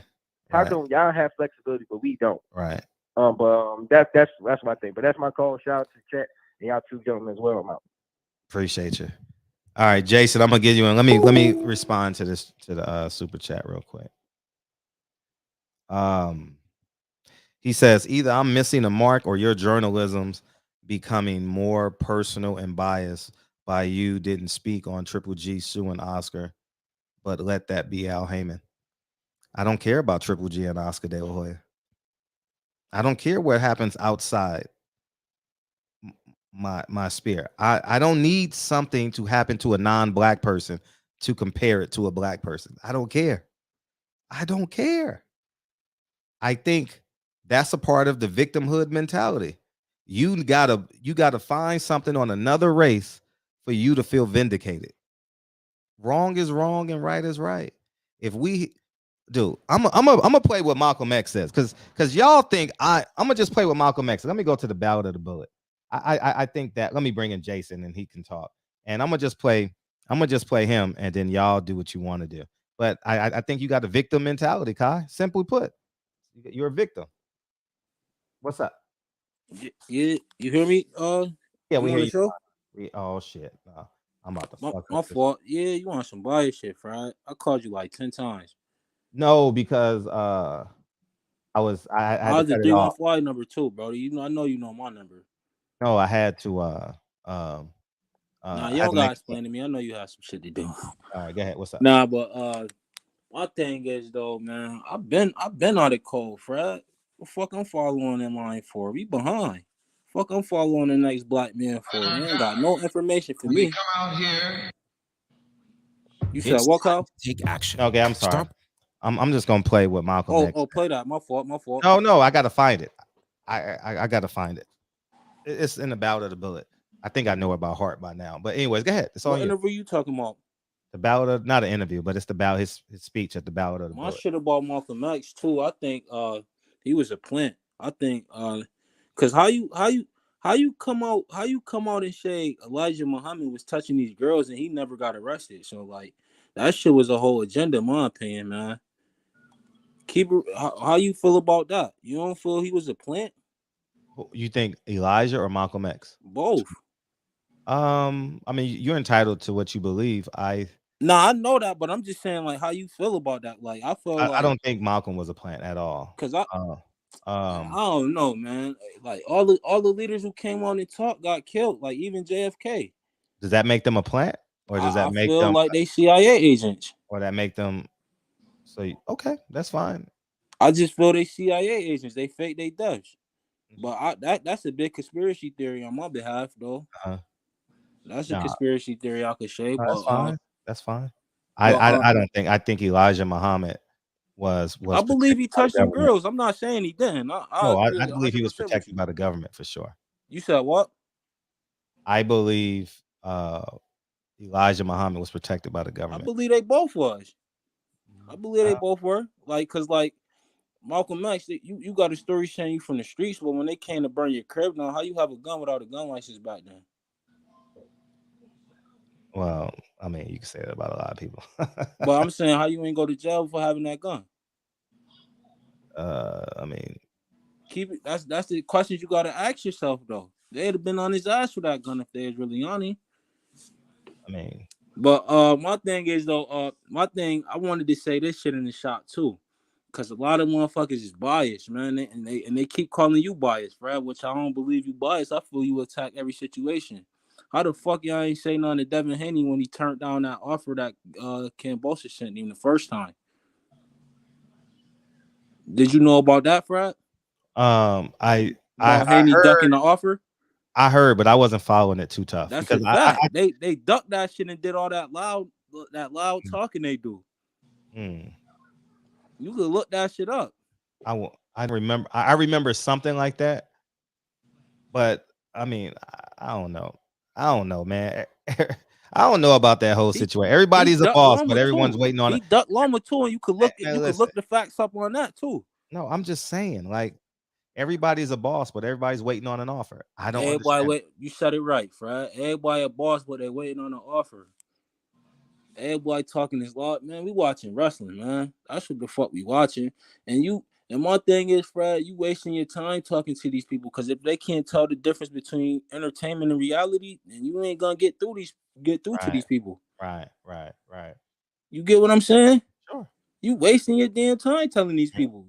Right. All this fake pro-black shit, nigga, man. Fuck that pro-black shit. I ain't pro-black, man. I fought with the righteous. I fought with the motherfuckers who stand for the right thing and who trying to stand on business and who want to be a leader and want to own their own shit. I don't talk to the blind. You wasting like that Reggie Owens character. He that's one of the best prime examples. He out here defending Barack Obama. The motherfucker not even from the United States. How the fuck is you our president? And you defending him? You wasted your time arguing, going back and forth with him and your co-host, whatever the fuck your last co-host name. Forgot his name, but DB. Yeah, But you wasted your time doing that. You arguing with them about a fucked up religion. Not to bash the Muslims and none of that, but the same thing as Christianity. It's in your face. It's in your face. We tired of going through the same shit on the show every night, man. Even I got love for Deacon, but you calling the show to disagree every time, Deacon. What you really calling them to the show for, man? Niggas got secret agendas, man. And it's real. I don't know what niggas' agendas be, but motherfuckers be fucked up in the head for the shit that they defend. They calling you biased, but I see biasness on their part. How the fuck y'all don't see this man Fred is attacking every situation? He going at Al. He's going at Bob Arum. He's going at Eddie Hearn. He's going at Oscar De La Hoya. Every promoter you can name. So how my boy biased?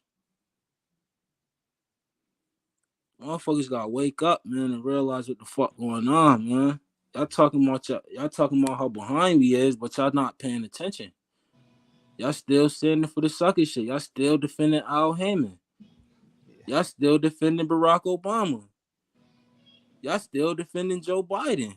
After the bullshit he said, like, yo, y'all not black if you vote for me. How the fuck is y'all still defending that shit, bro? He ain't do shit for us yet. I know I'm all over the place, but I'm just tossing out situations that I done seen on this show. I'm just tired of the bullshit, man.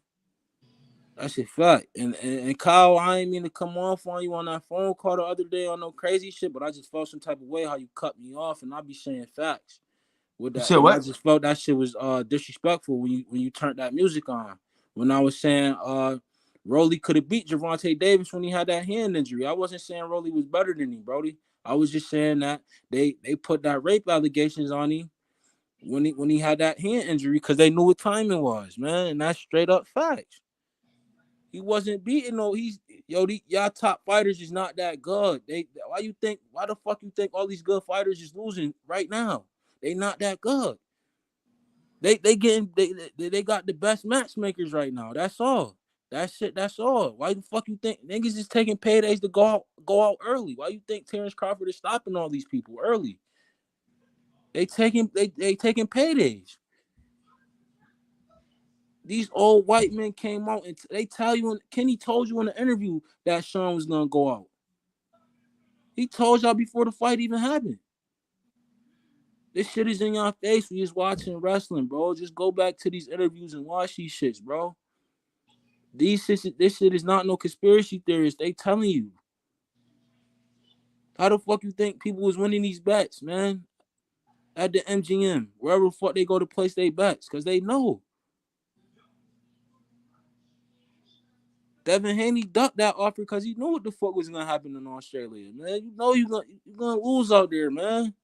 They motherfuckers to tell me they want this fight all they want, but they ain't going to Australia, man. But that's all I got to say. I know I was all over the place, man. I just had to get everything out though, man. Y'all salute, y'all keep doing what y'all doing. And yo, Kyle, it's all love, Brody. You know you feel me? You know I fuck with you heavy.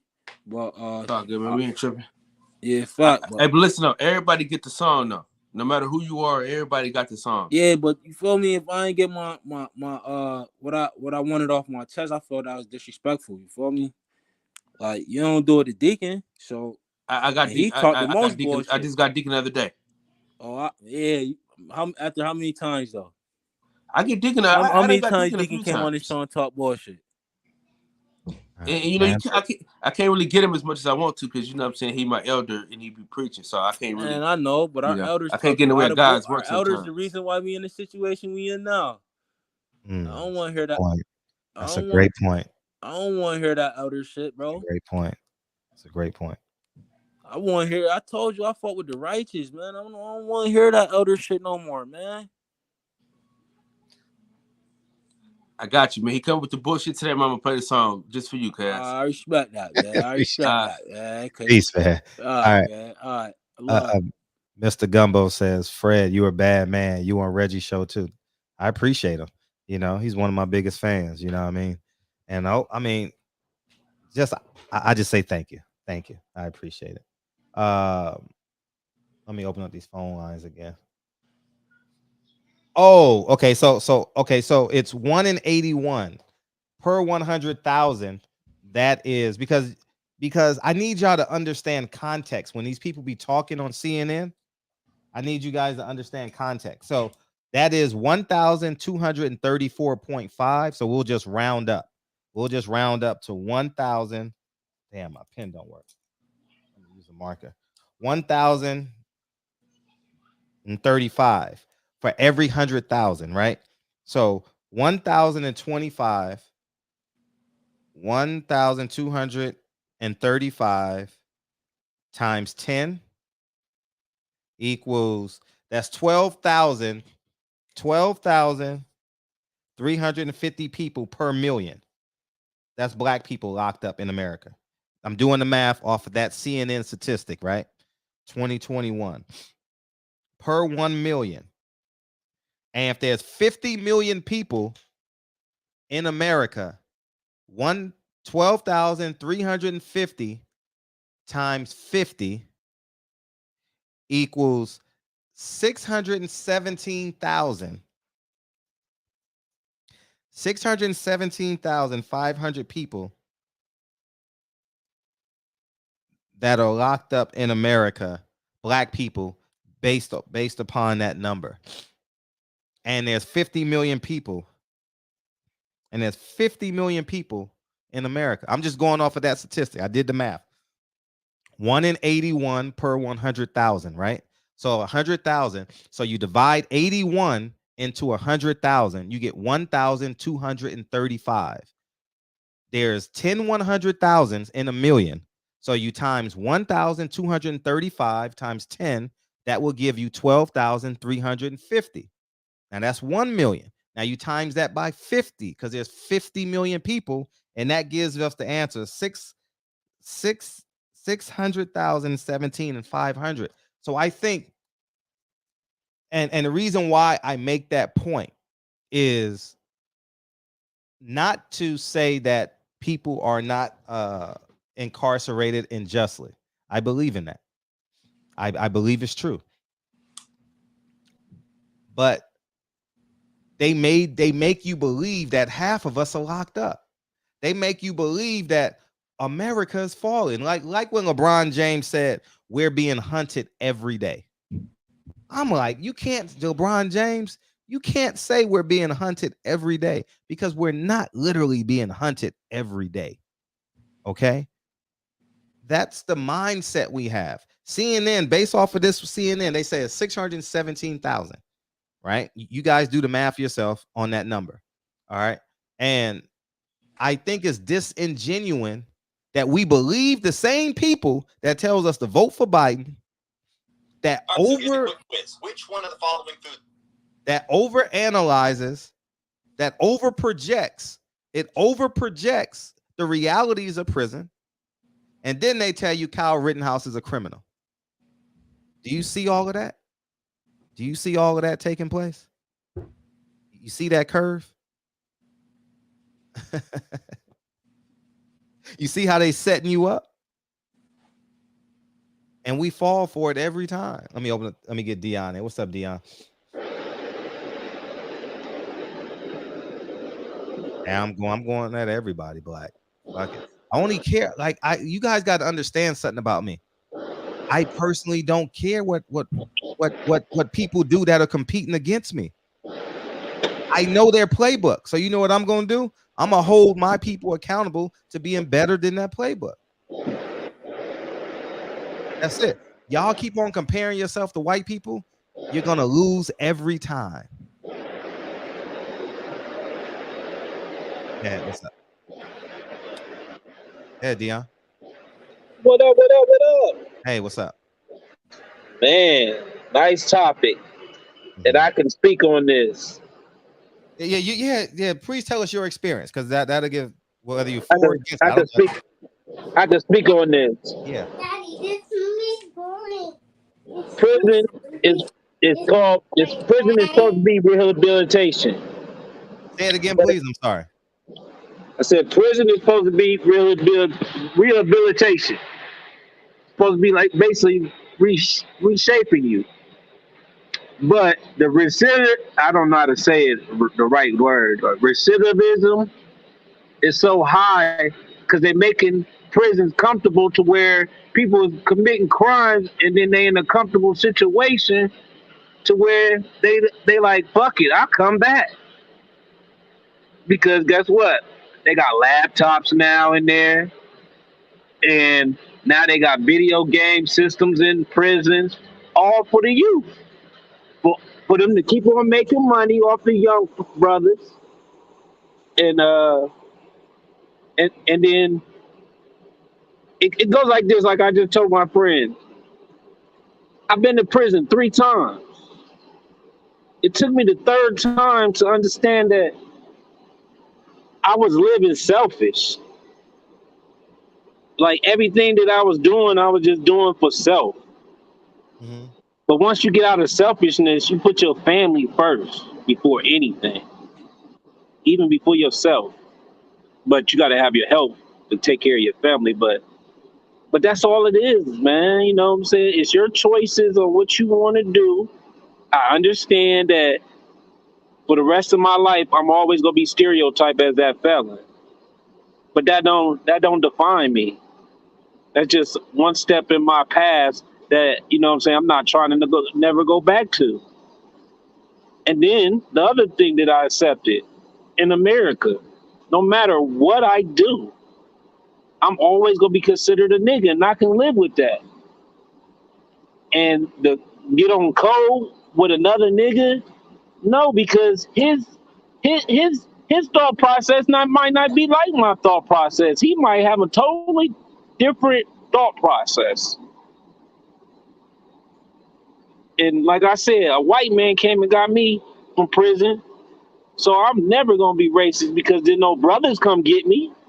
Then no brothers believe in me. White man came and got me.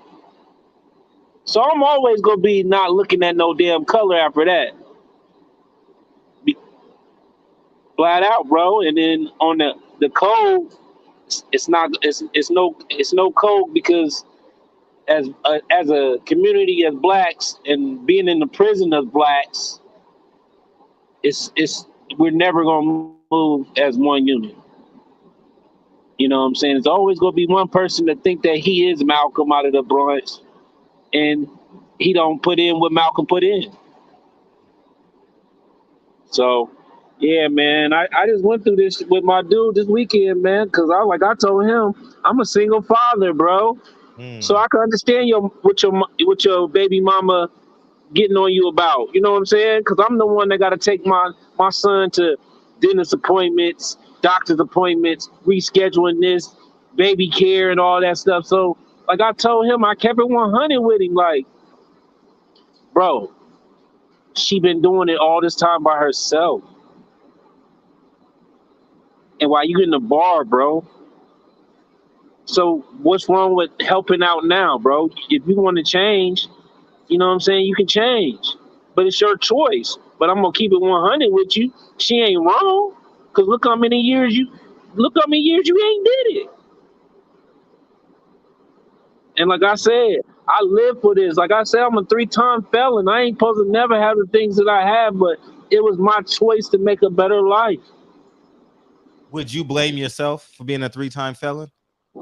Would I blame myself? Yeah, like because Yes. people are talking about because I think you can shed light on both sides of the fence on Yes. being Yes. incarcerated and Because the decisions that you made. Because I don't know the story. I don't know. Because once you go in prison, it's always a blame game. Mm-hmm. Until you get to that one good time where you look yourself deep down in the mirror and you put everything as accountability. It ain't nobody's fault that I was in that position but myself. I made my decision and then I got to live with it. Mm-hmm. And then once you accept accountability and stop blaming people, you'll become a better person every day. Mm. Every day. You know? Every day this white man, I ain't gonna get to speak to him no more because he passed on this earth because of COVID. But that white man believed in me more than any black person I ever came across. And I ain't never met this man till he came in and just looked at my file. Can you explain that? It's hard to explain, like, why was my file so special? Oh. It's kind of hard to explain. Oh. But he had so much, he had so much, he digged in on my case and everything. Bro, the man was so powerful. I went to the legal mail to see if I was gonna get a court date to file a judicial. I get my paper saying rejection. I'm deflated. Like, I got to do the whole time now. Within a week later, I had a court date. Mm. And he told me exactly what they was going to try to do before they did it. And he asked me, do you want to proceed? It was my choice. Mm-hmm. I'm going up there in front of the judge, knowing that this could go all the way bad for me. But it was my choice. And I got the graces of God and that man.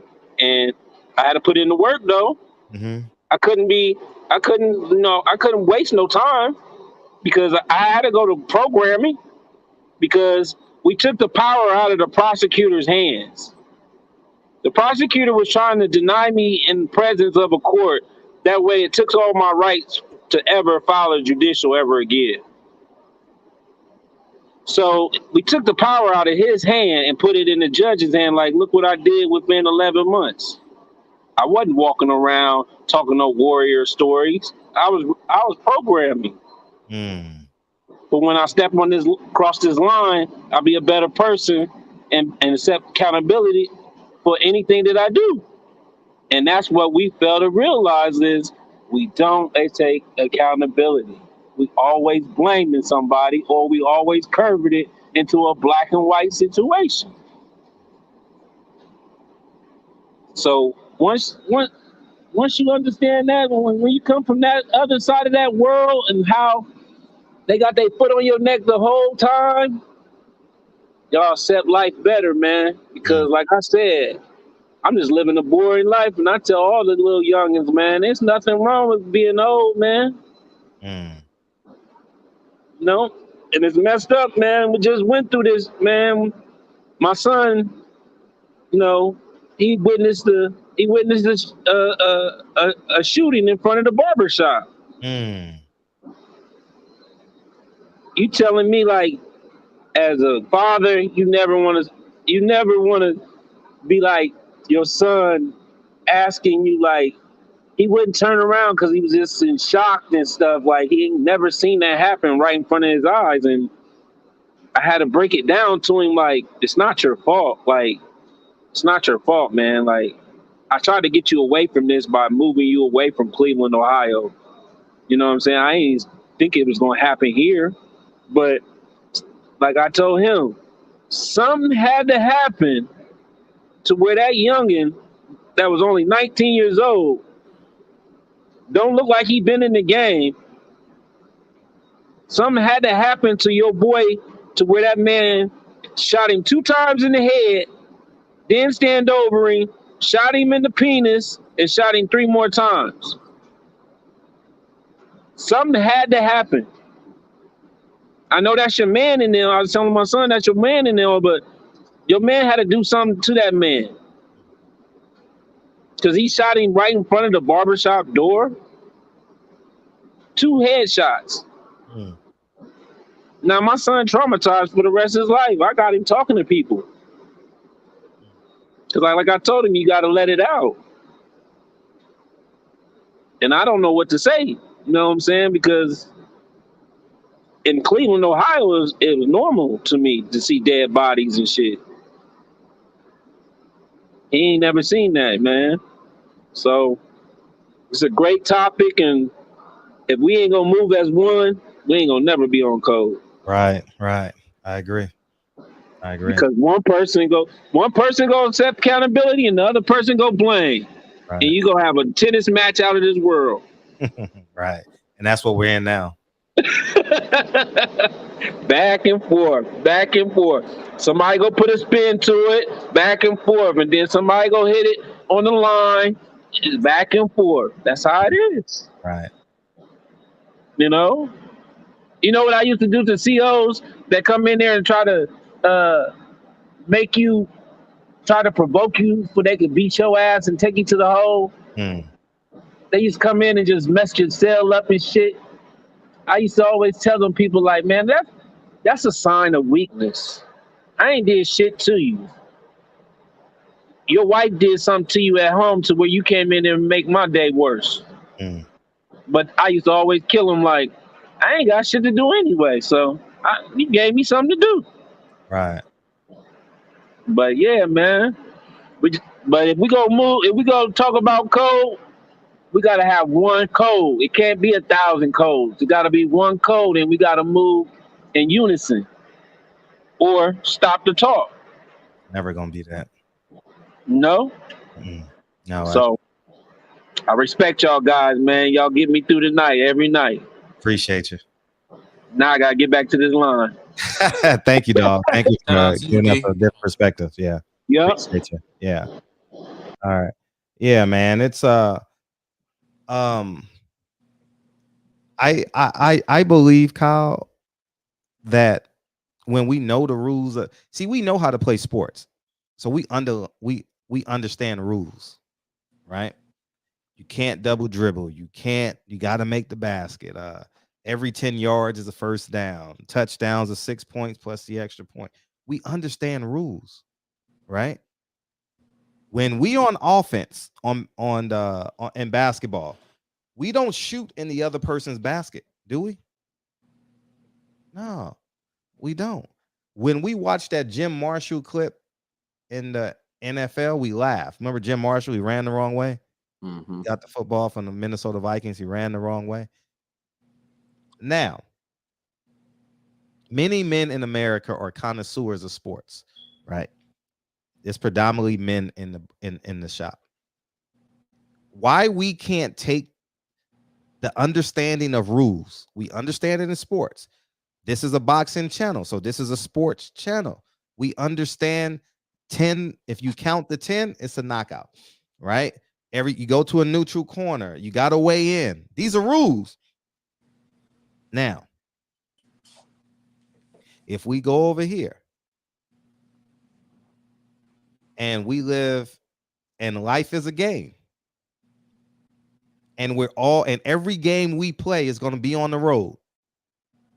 Every game we play, we're going to defer to the second half or whatever the case may be. Why can't we just accept it, build from within, and guess what? We have our own NFL. We have our own, but we're too busy worried about what Oscar De La Hoya is doing.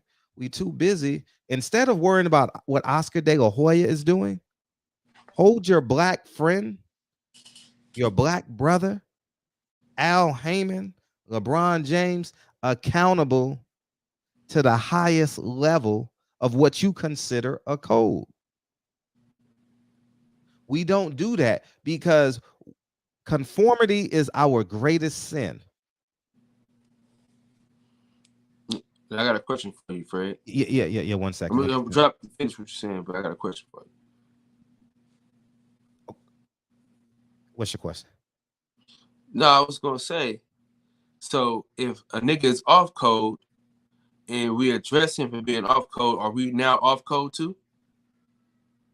Yeah, that's a good point that I never thought of. Yeah, so if Al Heyman is off code, if black fighters are fighting once a year, is that on code? Al Heyman fighters fighting once a year, or should they be fighting 2 and 3 times a year? And me as a black person can't hold them accountable. I don't care. I don't spend money on Oscar De La Hoya fights.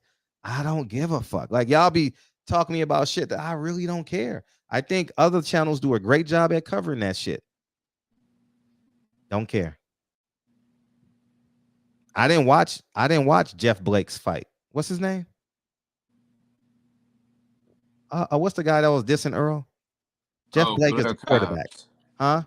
Blair Cobbs. I didn't watch the fight. Didn't care. Didn't care to watch it. I was watching the Final Four, and I was talking to a trainer watching the other fight from PBC. Watching who fought on PBC? Anybody fight on PBC? No. No, the top rank. That was Berlanga. I was watching Berlanga on my phone and watching the Final Four until the last game went off, and then I watched the main event or whatever it was.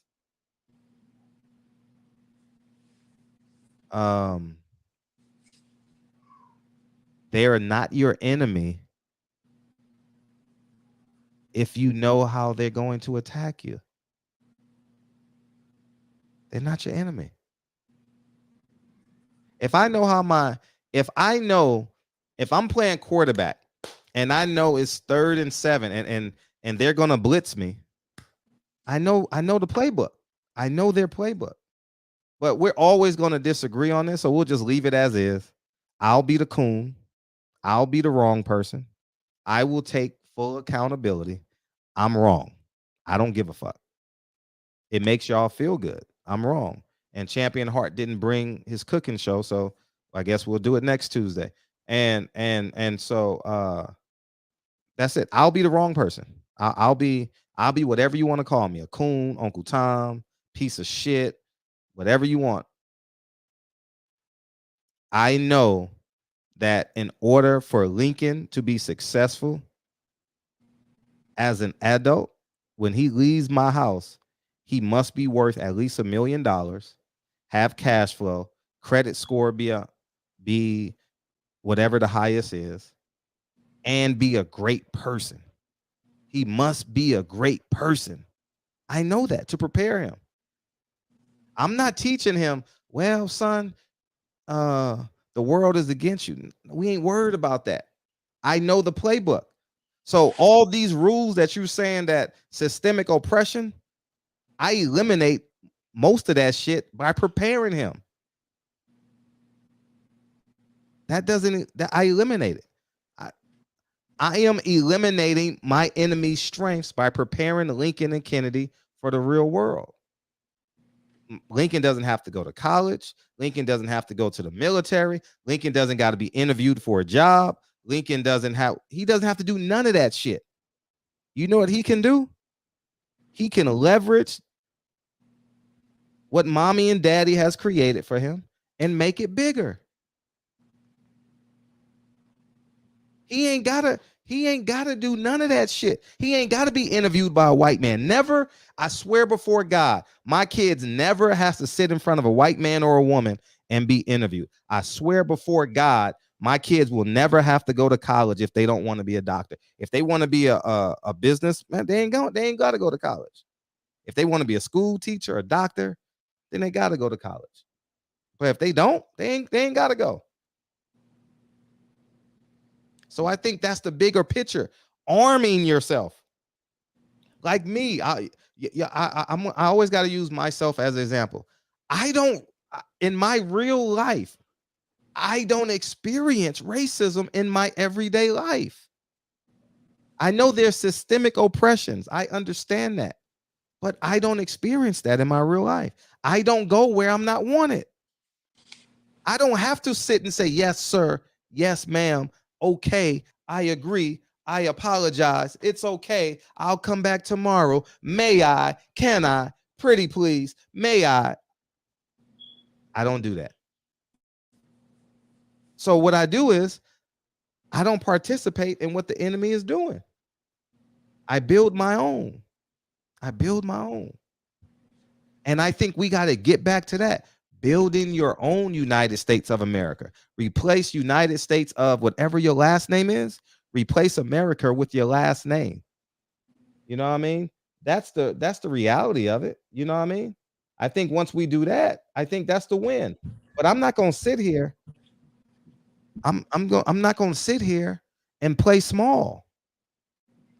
I'm not going to sit here and beg for a credential. I'm not going to sit here and beg for an interview. I'm not going to sit. If it's theirs, it's theirs. I'm going to build my own. I think I've shown y'all over the years, Frederick will build his own no matter the obstacle. I am one man and I can dominate boxing from my seat if I choose to. If I choose to, I can call, who can I call? I don't know. I'm just not inspired to do a lot of interviews anymore. You know, I'm just not inspired. I think conversing with y'all is so important right now. You know what I mean? I think it trumps doing interviews 2 and 3 times a week. So I haven't done it. So the point I'm making is, from this seat, at least 10 times a year, I dominate the sport of boxing. Kyle and I, he's on here as well. Dominate. I can dominate the sport. TMT banned fighters from coming on this platform. I don't ask TMT for a credential. I don't ask them for a free ticket. I don't get free tickets from Sam Watson, Mr. Haney, or whatever. You know what I mean? Champion Heart, bad day. Oh, bad day for me, my brothers. Tune in next week for Cooking with the Champ, man. Cooking with the Champ. Champ, you know that's a part of our life at this point. So you got to be consistent, man. I know. Take care of what you need to take care of, man. I appreciate you, dog. And but that's the point I'm making. That's why when I talk, you some of y'all may believe that I'm above it. No, I'm not above the systemic, whatever it is. I do my best not to participate in it. I do the right thing. I pay my taxes. I get registrations. I don't put myself in position to give them an advantage over me. They already have an advantage. So I eliminate whatever I can. And so they leave me alone. I don't break the law. I'm a law-abiding citizen. But in my confines of what I own, I can be whoever the fuck I want to be. I can be an asshole. I can be a jerk. I can be a gentleman because I play where I play where I own. We got acclimated to the temperature of thinking we got to play where they own. We got to work where they own. I've demonstrated time and time and time again. Fuck you. Fuck the system. Fuck what you stand for. Fred is going to do it his way. I've shown you time and time again. Fred doesn't bow down to no man. Don't you know before Mauricio Suleiman came on, we was arguing in a WhatsApp? Do you not know that me, him, and Patty Dean were arguing because we disagreed? I didn't give a fuck. He was mad at me. Remember, I was going in the WBC before his first time he came on. Remember? He was mad at me for that shit. I said, no, you come on and you explain your side. I'm not changing. Y'all not preview to that. But that's what happened. They forget. They listen, man. People they forget. You know, they forget all the people you went after. Listen, they forget all the people you went after. Now that you talking about Al Heyman, man. So everybody that you went in on for years, that was cool. But as soon as we shift, and pivot to Al Heyman, now it's like, oh, don't do that. Yeah.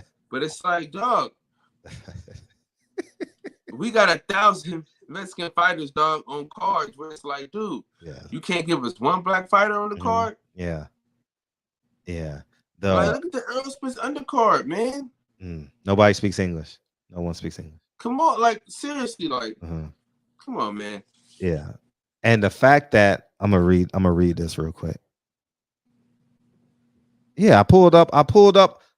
Thank you. During COVID, Fred held true to his word. When I see him, I'm pulling up on, it could have been Oscar De La Hoya. It was the PR guy at Home Depot. Y'all didn't do it. What black media member pulled up on Eddie Hearn? What black media member pulled up on Golden Boy? Oscar De La Hoya. Nobody but me. And let me tell you, hey, his name is Africa First. And his first line is, I really hope Massa. You're a sick person because you're Africa First, but you said, I really hope Massa don't catch you. You got problems with yourself. You calling him Massa. We're so sick. It's crazy. We're sick. We're sick. White supremacy. The Massa. Man, come on, man. Y'all so weird. Y'all so weird. Y'all don't even know y'all indoctrinated with white supremacy and being a victim.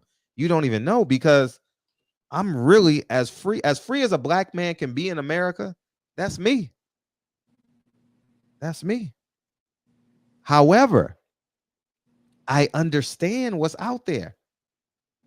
Just like I'm not about to wear red or blue in Inglewood at 11 o'clock at night, walk into a 7-Eleven with all blue on. Fred ain't doing it.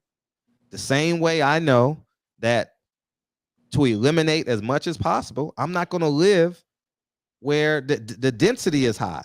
The density is high with Bloods and Crips and graffiti and guns and Crips and Bloods and interactions between police and negative stimuli. It's not just black people. I'm not going to live in that environment. I'm going to take myself out of that environment and relocate. That's all I'm saying. We're victims. The fact that the man name is Africa First and he calls the white man massa sums up this whole show. That's exactly where we're at as a people. I would never call another man massa. Like for real. Like Damon Dash, I argued with my best friend about this. Not anymore, because we've been best friends since 1993. So it's no point even us having this conversation anymore. But I says, I could never put my livelihood in a man that I know is going to protect his family and his job. You think your boss, your manager, is going to look out for you over his job and his family? Self-preservation. I can't put myself in that position anymore. If I lost everything, I would do what I take to start over. Uber, McDonald's, whatever it took for me to get back in this position, I would do. And that's just my stance on my mindset right now. And I'm going to do everything in my power to arm my kids and auditorially, is that the word? How you say that word? Auditorially? Have this conversation to wake up the masses. You know what I mean? So anyways, Kyle, we're over 18 minutes, man. How you feel, dog? You good? I'm Gucci, man. Listen, yeah. Off day exchange. I had an off day today. I'm feeling cool. Oh, dope. Yeah. Oh, Dr. Inky's coming on. Shit. Speaking of guests, Dr. Inky's coming on Thursday. So we ain't got to ask no questions. He's just going to talk. I'm going to mute my mic and he's just going to talk. No show on Thursday, guys. I told him, hey, we spoke yesterday for a hot sec. I told him, I was like, well, I guess I won't be asking you any questions. That was funny when DB said we asked him 3 questions or something like that. That was funny as hell.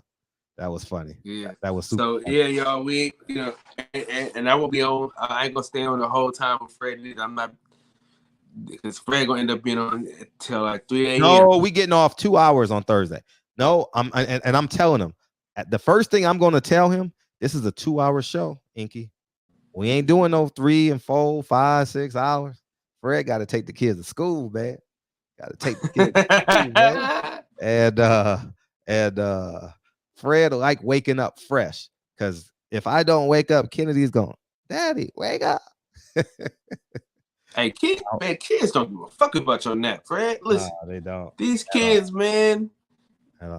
Dude, I try to close my eyes, man. Yeah, dude, my daughter did like this to my eyes, but my homeboy was laughing and she like, man, she gonna wake you up. I didn't even make that necessary. She did like this to my eyes and shit, slapping me, pushing me. These kids have no respect for nobody's sleep. Right. In the words of the great philosopher, DB, Fredro, pay the song, Fred. Appreciate you, man. Hey, I appreciate you guys coming in here tonight, man. Great conversation. Thank you, guys. Appreciate you. And I welcome y'all disagreeing. I think it's important. You know what I mean? And yeah, because I only live one life. It's over close to 8 billion ways to live this thing, man. What's up, Birdman? Appreciate you, 100. Appreciate you, Kyle. Thank you, man. Brent Jones, thank you. I'm 100. Needs improvement. Appreciate you, Thug and D. We're gonna bring this topic back, man. I don't give a fuck how many people in here now. You know what I mean? 7 Deuce. Appreciate you, man. Ain't no boxing this weekend we need to cover. Who fighting? Exactly. Brother Cole, Champion Heart, man, we missed you today, man. We missed you, man. You could have brought us home, man. You know we want to see the dance, man. We want to see the dance, man. Hey, man, B-Mac, I appreciate you. 7 Deuce, Andrew Charles, man. I'm 100. Thank you, guys. Appreciate you. Pete Hernandez in the building. Where he at? I don't see him. Need improvement. I don't see him. There he is. Andrew Charles, Sports Express. Appreciate you. Burchell fighting this weekend. Oh, Burchell. You know what I was thinking last night? I was like, is Bob Arum in them waiting to see how Burchell does? Because he's fighting at 35 now, right? Uh-huh. That's a big name for Australia. You know what I mean? Like, I don't know, man. I don't know why this contract ain't signed. I don't know why Devin Haney's taking so long. It don't take that long. Nah, we got you, Champion Heart. It's all love, man. Take care of what you need. Take care of what you need to take care of, man. You know we love you, man. We just creating banter. Yeah, but I'm very interested. Will Burchell, will Jay Cooley, miss you, man. Man, I appreciate you. You and Ant Fresh came back in the night, man. Appreciate y'all, man. We got Tiger Jones, man. Tiger Johnson is fighting on that card, so that's what I'm Tiger. He's 2-0 with 1 knockout. Will, was he on the show? Tiger, did he come on? He came to the boxing section. I interviewed him. Okay, that's what it was. That's what it was. Yeah. Okay. I'm very interested to see what happens in that post fight because if he comes out healthy, March, April, May, June, will he take that date? Will Bob Arum push for him to take that date? You know what I mean? I'm just throwing out scenarios, man. I don't know. I'm just waiting on that signed contract, you know? That signed contract, man, we're going to have a show where y'all roast me. You know what I mean? I appreciate you, B. Austin. Roast, it's going to be Roast Fred Day, Pete Hernandez. Feel free. Roast Fred. He was wrong. He's finally wrong. That's the name of the song. Fred is finally wrong. Finally, Kyle. Finally. I appreciate y'all, man. Thank you, guys, man. Love y'all, man. Dude, hey. Mañana.